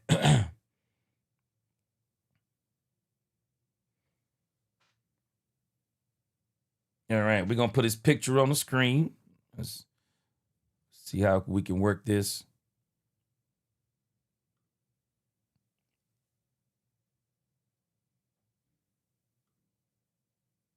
All right, we're going to put his picture on the screen, and then we'll play the audio. Check this out. This is Colin Cowherd. Able to pick two teams each year. I've had I think 4 or 5 straight years. I've been able to pick two teams each year. That'll double their win total or will be dramatically better. One of the things I always look at is schedule. And I've said this for years. I used to when I first started paying so much attention, like 10, 12 years ago, 15 years ago, to the NFL schedule release. And people would say, we already know who they're playing. I'm like, yeah, but the order matters. You're not going to be Andy Reid in September. You don't want to play at Denver. What's your quarterback like? What's he like in cold weather games? Do they all stack up late in the season? It matters. Prime example last year, the Patriots had the easiest schedule in over 20 years. And they got to a Super Bowl largely because of that schedule. They stayed healthy. You get a home game here or there. Bo Nix gets hurt. You watch them in the Super Bowl, totally outclassed. No. Okay, you said you got an echo? The audio has an echo. Why would that be? Hold on a second.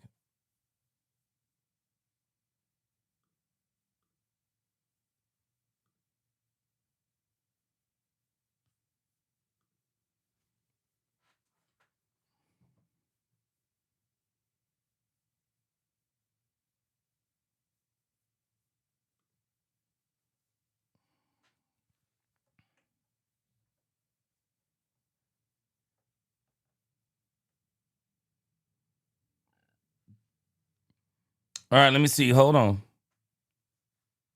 Business being. Why would there be an echo? All right, I'm gonna reload it. If we can't, we just can't. Hold on. Let me get it. Let me load it up one more time.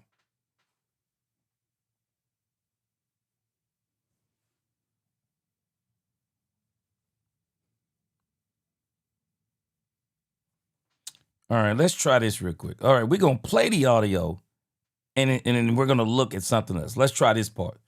Let me put it back over here. All right, so y'all tell me if there is an echo now. I don't know why this would make a difference, but maybe it will. I think it's 4 or 5 straight years. I've been able to pick two teams each year that'll double their win total or will be dramatically better. And one of the things I always look at is schedule. And I've said this for years. I used to, when I first started paying so much attention, tell me what it sounds like now. Like 10, 12 years ago, 15 years ago, to the NFL schedule release. And people would say, well, we already know who they're playing. I'm like, yeah, but the order matters. You're not going to beat Andy Reid generally in September. You don't want to play at Denver. What's your quarterback like? What's he like in cold weather games? Do they all stack up late in the season? It matters. A prime example last year, the Patriots had the easiest schedule in over 20 years. And they got to a Super Bowl largely because of that schedule. Gary Crosby. They stayed healthy. You get a home game here or there. Bo Nix gets hurt. You watch them in the Super Bowl, totally outclassed. No business being there. San Francisco 49ers started the year, people thought with the easiest schedule, became the second easiest schedule. They go 12-5. The last 2 times they played the Seahawks, Kyle Shanahan couldn't score a touchdown. They couldn't generate a single touchdown. They weren't really a 12-5 team. So the 2 teams where schedules this year will play a big factor, everybody loves Dallas. Their over and under is 8.5. I would take the under. I would take the under. I think they're 7-10, 8-9 team. I like their draft. I like their personnel. But last year, they played the third easiest schedule and won 7 games. In their 8 games against teams with a winning record, they went 1-7. And if you look at their schedule this year, their home games. Eagles, Jaguars, Ravens, 49ers, they're road games. Giants, Packers, Texans, Colts, Seahawks, Rams. That's not a 9 or a 10 win team. That is a brutal schedule. Last year, here's the quarterbacks the Cowboys faced. Russell Wilson, Justin Fields, Geno Smith, Josh Johnson. You say, they beat Mahomes. Mahomes ate him for lunch. He had 4 touchdowns, no pick, and 130 passer rating. It wasn't about Mahomes not scoring. Mahomes played as well as he did in any game all season. So the reality with the Cowboys is I think their roster's better than we give it credit for, but their schedule's brutal, and they've not shown an ability with Brian Schottenheimer to win against better quarterbacks consistently. Okay, now here's the opposite, is the Detroit Lions, who I think upgraded massively at offensive coordinator. So their over and under is 10.5. You're like, whoa, never forget, because they got a 4th place schedule, right? They got home games against the Saints, Bucks, Jets, and Titans, road games against the Falcons, Dolphins, and Cardinals. Now pay attention to what Colin Cowherd is doing. See, he's going by this thing right here. See, everybody's kind of saw this. See, he's going by this thing with Warren Sharp is kind of put up here. And notice, see, that's why he's picking the Lions. I mean, it's really a no-brainer. I said this the other day. If Dan Campbell don't get to the Super Bowl this year, I don't think he makes it in Detroit. If he doesn't get to the Super Bowl this year, and especially if he gets knocked out in the first round of the playoffs or don't make the playoffs, I think Dan Campbell is done. You don't get to coach. You don't get to continue to coach my team if you're going to have the easiest schedule in football. See, Colin Cowherd is banking on that. Yeah, he said, oh, yeah, they're going to have the easiest schedule. And he's saying the Cowboys, even though Dak Prescott is this, that, and the other, and they've improved, he don't think they can basically overcome. He's basically saying he don't believe they can overcome this. He don't believe they can overcome it. 3 games on the road against the division. This time we're going to play the Green Bay Packers. We got Arizona, the Rams, the Hawks, the 49ers. We got the Texans, the Colts, the Jags, the Titans. And then we got the Tampa Bay Buccaneers and the Baltimore Ravens. And we'll see what's going to be at home and what's not. But he's basically going by what he's seeing on that same thing that Warren Sharp has posted. Nisi said, Colin, that defense was in the bottom last year. Exactly. That defense won't be in the bottom. It won't. And I'm telling this right now, man, shoot. Let Dan Campbell, let Dan Campbell mess around and don't make the playoffs and get knocked out or get knocked out in the first round. It's over. Shoot, Big Amish Meter said it's over for Campbell. Shoot, it's over. It's over. They've set him up. They've set him up to either put up or shut up. I agree, Big Amish. Hey, Jared Goff is not it. I mean, he was so much better with Ben Johnson. I mean, so much better. So much better. Gravedigger says so many of these pundits want to use Vegas betting numbers like that means anything we do with our games. Now, Gravedigger, follow this. Follow this. And they use these Vegas odds because they want people to bet on those Vegas odds. This is why I say the NFL has a problem on its hand. You don't want people to gamble, but you want people to gamble. You want to be involved in gambling, but you don't want your players to be involved in. Man, it's tough. It's tough. And you got people, they're always talking about this stuff. People are always represented by these gambling places, and people encourage it, and they encourage people to follow these odds and things like that. They know what they're doing. You know exactly what they're doing. Shoot, Frank Lawrence. If you want to be the best, you have to beat the best. That's how I see it. I don't care if they do have the hardest schedule. I don't care if they do have the hardest schedule. As we used to say back in the day, whoop-dee-doo. Whoop-dee-doo. That don't change nothing. You still got to play the game. Shoot, John Madden said that's why you play the game. Let's see. Christian Legal, I agree with you too, because I think Dan Campbell is too arrogant. And I think Dan is gonna I think Dan gonna hang himself. If Dan calls plays again, it's over. When a coach takes the play calling from a play caller, it's over. He got to win. Bottom line, you got to win. When you take the play calling from the offensive coordinator, this is what got Mike McCarthy. This is what got Mike McCarthy. When he took the play calling from Kellen Moore, it was over. I knew it was over then. I knew it was over then. When you take the play calling over from the play caller, you got to win. There's no other way to get around it. You got to win. You get no excuses. You got to win at that point because you're basically saying, I know how to win. I know more than the offensive coordinator. So I'm going to call the plays. Man, anytime a coach does that and he wasn't calling the plays, he good as done. He good as done. He good as done. Demetrius Noel, he said, gee, every team has a 3% chance of winning the Super Bowl. The problem with teams is that they play for home field advantage instead of playing to get into the playoffs. It takes 3 great games. It takes 3 great games to get to the Super Bowl. I think that's what you're saying. It takes 3 great games. Gravedigger, Texas Tech quarterback, got caught up in Vegas betting, even on his own games with his team. How many players and refs and officials do that in the NFL is what I want to know. Gravedigger, is big money in gambling. It's big money. Big Amish said, I think that is our problem even today. I'm telling you, there's big money in gambling. There's big money in it, man. Robert Dudley said, you either want it more than the next guy, you will get knocked down.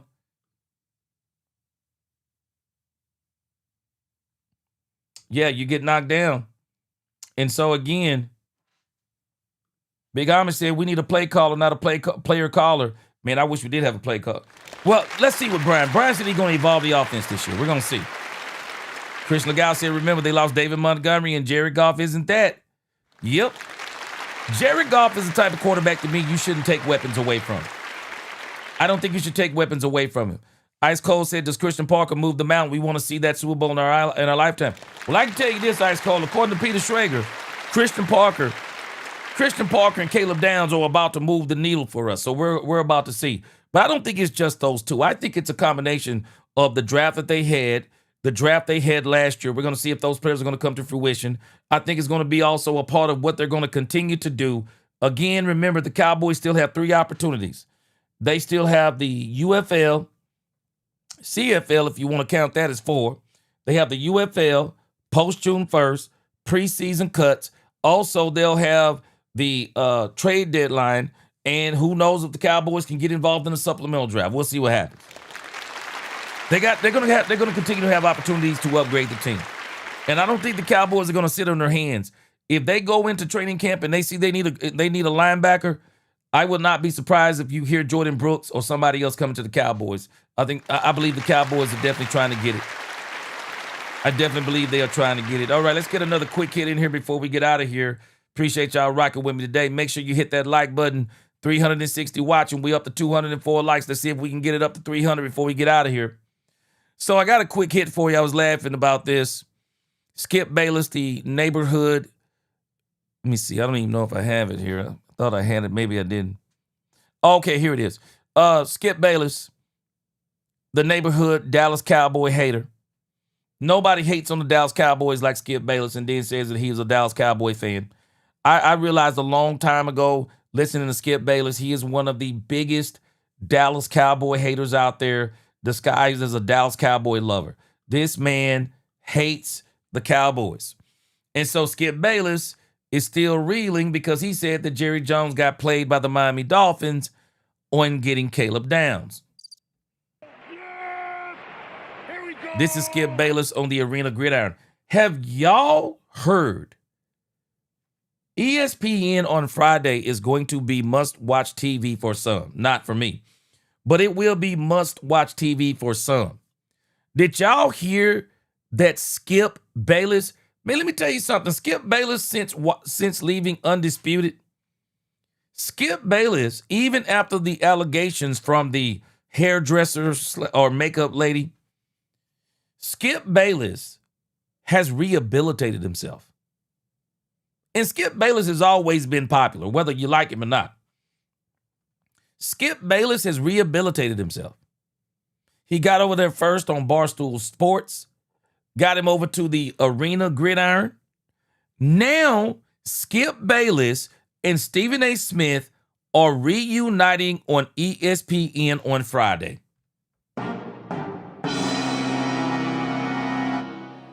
Get ready. If that thing knocked the ratings out of the park, you're going to see that on a regular basis. You're going to see it on a regular basis. Appreciate you, Gary Crosby. He said, I'm not listening to anybody else but you.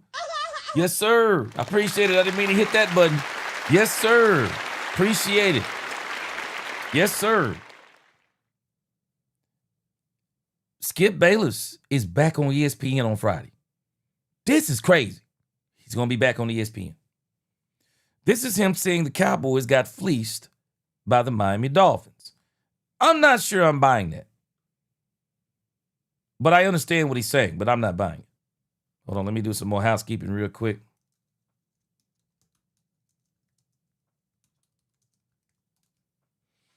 Check it out. Fives. You'll move back one spot for a 5? Okay, we got it. And what was the runaway theme before the draft? Jerry's going to trade up. So I think Jerry felt pressure to trade up, to rise to expectations. Nobody was going to trade up for Caleb Downs. I don't think Jerry felt any kind of pressure. I think there was some players that Jerry Jones wanted, and he wanted to make sure he was going to get them. I think that's what Jerry Jones did. And again, I'm not mad at Jerry Jones for giving up the 2 fifth-round picks to the Miami Dolphins. Because, I mean, they got that close to, man, I'm just a firm believer. I'm just a firm believer, guys. I'm going to tell you again. Man, sometimes there's some things that you want, you just got to overpay for. Bottom line, man. Sometimes some things you want them, you just got to overpay for them. I've been looking at these shoes now for about 3 months. And these shoes, I've just come to the conclusion, they're not going on sale. These shoes are not going on sale, and they are church shoes. At least we call them church shoes. These shoes are not going on sale. I've already made my mind up. If I want them shoes, I'm just going to have to pay the money for them. Sometimes you got to pay the money to get what you want so it don't sell out. And things that don't have to go on sale, guess what? They sell out because it is so valuable it don't go on sale. I don't fault Jerry Jones for giving up 2 fifth-round picks. I don't. Even though I do not believe the Miami Dolphins were going to get Caleb Downs, but I do understand where Jerry was coming from. Jerry was thinking like maybe somebody else might have came up and got him at the last minute. But if you kind of look at the video, the Cowboys barely got that in. But again, they didn't want to take the chance on Miami Dolphins getting him. So again, you don't want to deal with the if. You don't. If you want it, get it. And don't even worry about the rest. And it came clear, nobody tried to trade up to 11 for Caleb Downs except Dallas at 12, right?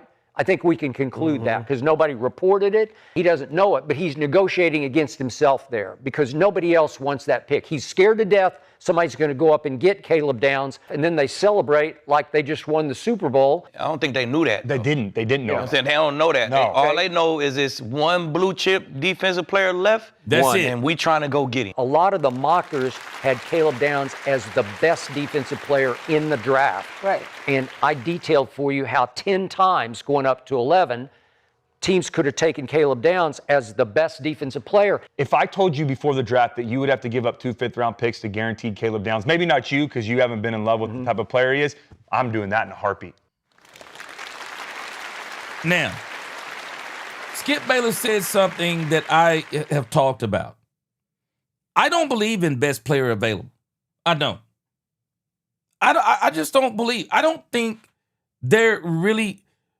I don't believe teams draft best player available as much as they claim. I don't think they do it. They draft best player that they need. They don't draft best player available. Because if they were drafting best player available, so many of the experts said there were only maybe 5 blue chip players in this draft. Caleb Downs was one of them. There is no way Caleb Downs goes to the Cowboys at number 11 if you are drafting best player available. Caleb Downs probably should have went somewhere in the top 7, no less than top 8 if you're talking about the best players available. People don't draft the best players available. They just say that. They draft the best players available that they need. And that is why when you look at the draft, it makes so much sense. Let's look back at the draft order one more time, 2026. And it probably won't be the last time, so don't let me say one more time. It won't be the last time, I'm sure. Let's look at this. If you look at this draft, I just don't believe it. I don't believe that for Fernando Mendoza. So somebody telling me that Fernando Mendoza was the best player in the draft. Fernando Mendoza. No. Fernando Mendoza was not the best player in the draft. Fernando Mendoza was the best player available that the the Las Vegas Raiders needed. That's what he was. Again, Brandon Cupp, best player available for you. That's what they do. That's what they do. This best player available stuff, it is just a bunch of malarkey. That's all it is. There are two. If I'm looking at this draft, if you ask me who were truly the best, if you just look in the top 10, I'll take the top 10. No, I'll take the top 11 because the Cowboys drafted at 11. For me, the best player in this year's draft, pound for pound, Jeremiah Love, Caleb Downs, Sonny Styles. Those are probably pound for pound the 3 best players in this draft. Why were they not the first 3 players taken? Why were they not the first 3? That's why I don't believe all this. Yeah, man, people pick the best. You don't pick no best player available. You pick the best player available that meets your needs. David Bailey is not better than Jeremiah Love. But the New York Jets didn't need Jeremiah Love because they got Breece Hall on a franchise tag. So they said the best player available that we need is David Bailey. Now, the Arizona Cardinals, they got the best player available. Because if you really look at the best player that the Arizona Cardinals probably needed, probably was an offensive lineman, but they didn't do it.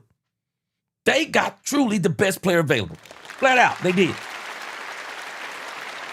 Just look, this is the best player available on the draft board, Jeremiah Love. The Tennessee Titans. So we're really believing that Cornell Tate was the 4th best player in the draft. Maybe he was to somebody. I don't think he was. I don't think Orville Reese was the 5th best. I don't think Cornell Tate was the 4th best player, the 5th best player. I forgot to mention a player. If you would have asked me, there's a 4th player on here that I would call a blue chip player. Man, if I'm the Tennessee Titans, I'm getting Mansour Delane. Mansour Delane if I'm really going for the best player. But they didn't get Mansour Delane. They got Cornell Tate because they needed a wide receiver. The New York Giants, they got Orville Reese. Why? Because they already got wide receivers. The Kansas City Chiefs, why did they get Mansour Delane? Why did they trade up and get Mansour Delane? because they needed cornerbacks. Sonny Styles was there. You could arguably say that Sonny Styles was better. Sonny Styles went to the Washington Commanders. The Washington Commanders, they probably, I would say, they got the best player available. Sonny Styles at number 7 when you look at the players that went before him. Sonny Styles was the best player available, you could say, between Sonny Styles and Caleb Downs. You get to the New Orleans Saints. Jordan Tyson, pound for pound, is not better than Caleb Downs. But Jordan Tyson was the best player available they needed. Cleveland Browns, I might got to give it to them. They needed an offensive lineman, whether it was going to be Maui Goa or whether it was going to be Fano. The Cleveland Browns, they did what they were supposed to do. Spencer Fano or Francis Maui Goa, but in the grand scheme of things, I would think that Caleb Downs is better than both of them. Just wasn't what they needed. And the Cowboys caught a break when the Giants got what they needed rather than the best player available. The best player available at number 10 was Caleb Downs. But it wasn't the best player available for the New York Giants. They got Francis Maui Goa. And that's why the Cowboys went up and they said, we don't want to take a chance on losing the best player available left on the board. If there is anybody that went and got the best player available, the Cowboys traded up and got Caleb Downs because he was inarguably the best player available. That's what the Cowboys did. Now, the Cowboys actually, we found out yesterday, they tried to trade with the Cleveland Browns. Couldn't make the trade. Cleveland Browns wanted to fleece the Cowboys. They wanted to take a bunch of them Dallas Cowboy picks. Cowboys said no. Cowboys traded up and got, I'm not mad at the Cowboys, even if the Miami Dolphins come out and say, we were not going to get Caleb Downs. Even if they say it. And they might have already said it. If I'm the Cowboys, nope. I don't mind giving up 2 fifth-round picks to get Caleb Downs. I don't mind. What were they going to do with him anyway? Not to mention, what was it? Not even an hour later, what did the Cowboys do? Cowboys traded with the Eagles and got 2 fourth-round picks. No harm, no foul. Found somebody who wanted Micah Lemon. What did the Cowboys do? And I'll be honest with you, the Cowboys actually did a combination of things. The Cowboys in both instances, and I think the only thing that people questioned the Cowboys about was people were saying the Cowboys should have got Akeem Messidor at 20. There are people that are saying the Cowboys should have got Akeem Messidor at 20 rather than trading back and getting Mekhi Lawrence at 23. But I already showed you yesterday, man, if you go back and listen to the way people were talking about doggone Malachi Lawrence, San Francisco 49ers, they wanted Malachi Lawrence. They wanted him. They were going to get him, and this is why they were waiting on him at 27. San Francisco traded out. They traded out because for them, Malachi Lawrence was the best player available that they needed and that they wanted. So they traded out. They traded out and went backwards in the draft and got somebody else. So in the grand scheme of things, the Cowboys at number 11, they actually got the best player available. They traded up. And the Cowboys kind of hit the double. They kind of hit it double. Caleb Downs was actually the best player available at number 11. And Caleb Downs was the best player that the Cowboys needed. That's what happened to the Cowboys. That is exactly what happened to the Cowboys. And then when they got the 20, they knew, man, I'm telling you, the draft alone tells us the Cowboys never intended on trading George Pickens. The Cowboys passed on Mekhi Lemon.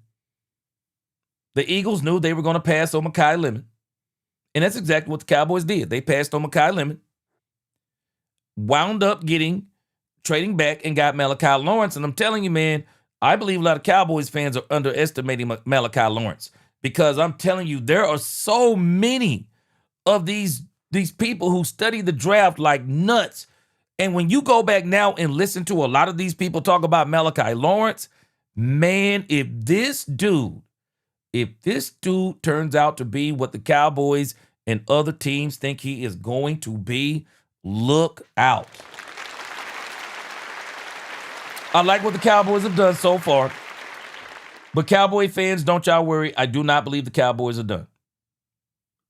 I don't believe they are done. At Chung said by trading back, they knew they would get either defensive end. Yeah. And I think they wanted Malachi Lawrence. A lot of people talked about how good Malachi Lawrence was. They do.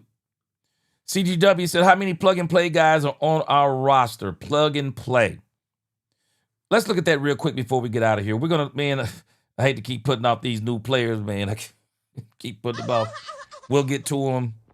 We'll get to them Thursday. Tomorrow's Wednesday. We're going to come on a little bit earlier.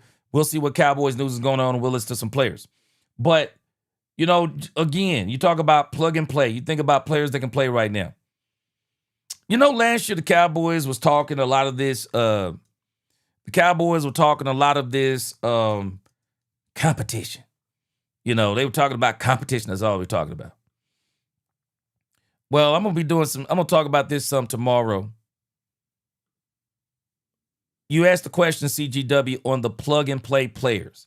And I'm going to talk about, let's see, let me make sure. I think you might have asked on defense. Because I want to talk about the defense. Because on the offense, you already know, man, we are loaded. I mean, we are loaded on offense. You know, if you're talking about plug and play, just guys, you just plug them in, they just play. I mean, we're loaded on offense. We don't even have to look at that. I mean, we already got too many of these guys. George, and you can't have too many, but we got George Pickens, you know, CeeDee Lamb, and we're going to see what happens on the back end with some of these other players. But I'm confident the Cowboys are good to go with everything they have on offense. But when we come to defense, it is going to be some battles out of this world defensively. I think you got Otito Ogbonnia. I think you got him as a plug-and-play guy you got in a trade with the Chargers, or was it free agency? But you got Otito Ogbonnia. Of course, I think the next guy, man, Malachi Lawrence. Man, let me tell you, Rashawn Gary better turn it on. I believe Malachi Lawrence is going to be a plug-and-play dude. I think he's a day one dude you can plug in. I also believe that Jayshon Barham, man, and I don't know if he's going to push D. Winters as much, but I do say guys like Donovan Ezeraku, guys like DeMarion Overshown, man, they better be on it. They better be on it because I believe that Malachi Lawrence will be able to play inside or outside. I believe that Jayshon Barham will be able to play inside or outside. They better be on it. They better be on it. I mean, man, I'll go out on a limb. I think Devin Moore, if we didn't have the run blend, and if we didn't have the run blend under contract, I'll just be honest with you. Oh, I'd let Devin Moore challenge the run blend. I really would. I would let Devin Moore challenge the Ron Bland, but he ain't challenging the Ron Bland with that contract. Nah, he ain't challenging him with that contract. But Devin Moore, oh no, I believe he could be a plug-and-play guy. You think about it again, free agent. Of course, Jalen Thompson, he's already plugged in. I think P.J. Locke could take the place of Malik Hooker. I think he's a plug-and-play guy. Kobe Durant, he's already plugged in. They got him above Savon Revel Jr. Savon Revel Jr. better turn it up. Of course, we got Caleb Downs. Goes without saying, plug and play. I would dare say Darian Kendrick is going to work his way. Man, I'm telling you, Savon Revel Jr. better turn it on. Savon Revel Jr. better turn it on. I believe Darian Kendrick is going to really push every cornerback in front of him. I don't even understand why Traquez Bridges is in front of him. I don't even understand that. But I think we got some plug-and-play guys, man. I really do. I think we got some plug-and-play CGW. And one of the things we cannot be afraid of, man, we can't be afraid to go young. We can't be afraid to go young, guys. We can't be afraid. It's okay. We can't be afraid to go young. It's okay to go. It's okay to go young. It's okay. Gary Crosby said all those shows have no credibility, no foundation of facts. Wife hates their grooming guys. The self-production of these people talking about their looks is sad. We watch for contact, fun facts. Yeah. Yes, sir. Yeah, he can't. Yeah, they want him to play inside. But, man, he can play outside, too. And that's what I like about these players that they have. They can do inside and outside. Yeah, they got some players. They got some guys that are very versatile. Shoot, Robert Dillon, I'm telling you right now, if it was up to me, DeRon Bland already looking over his shoulders.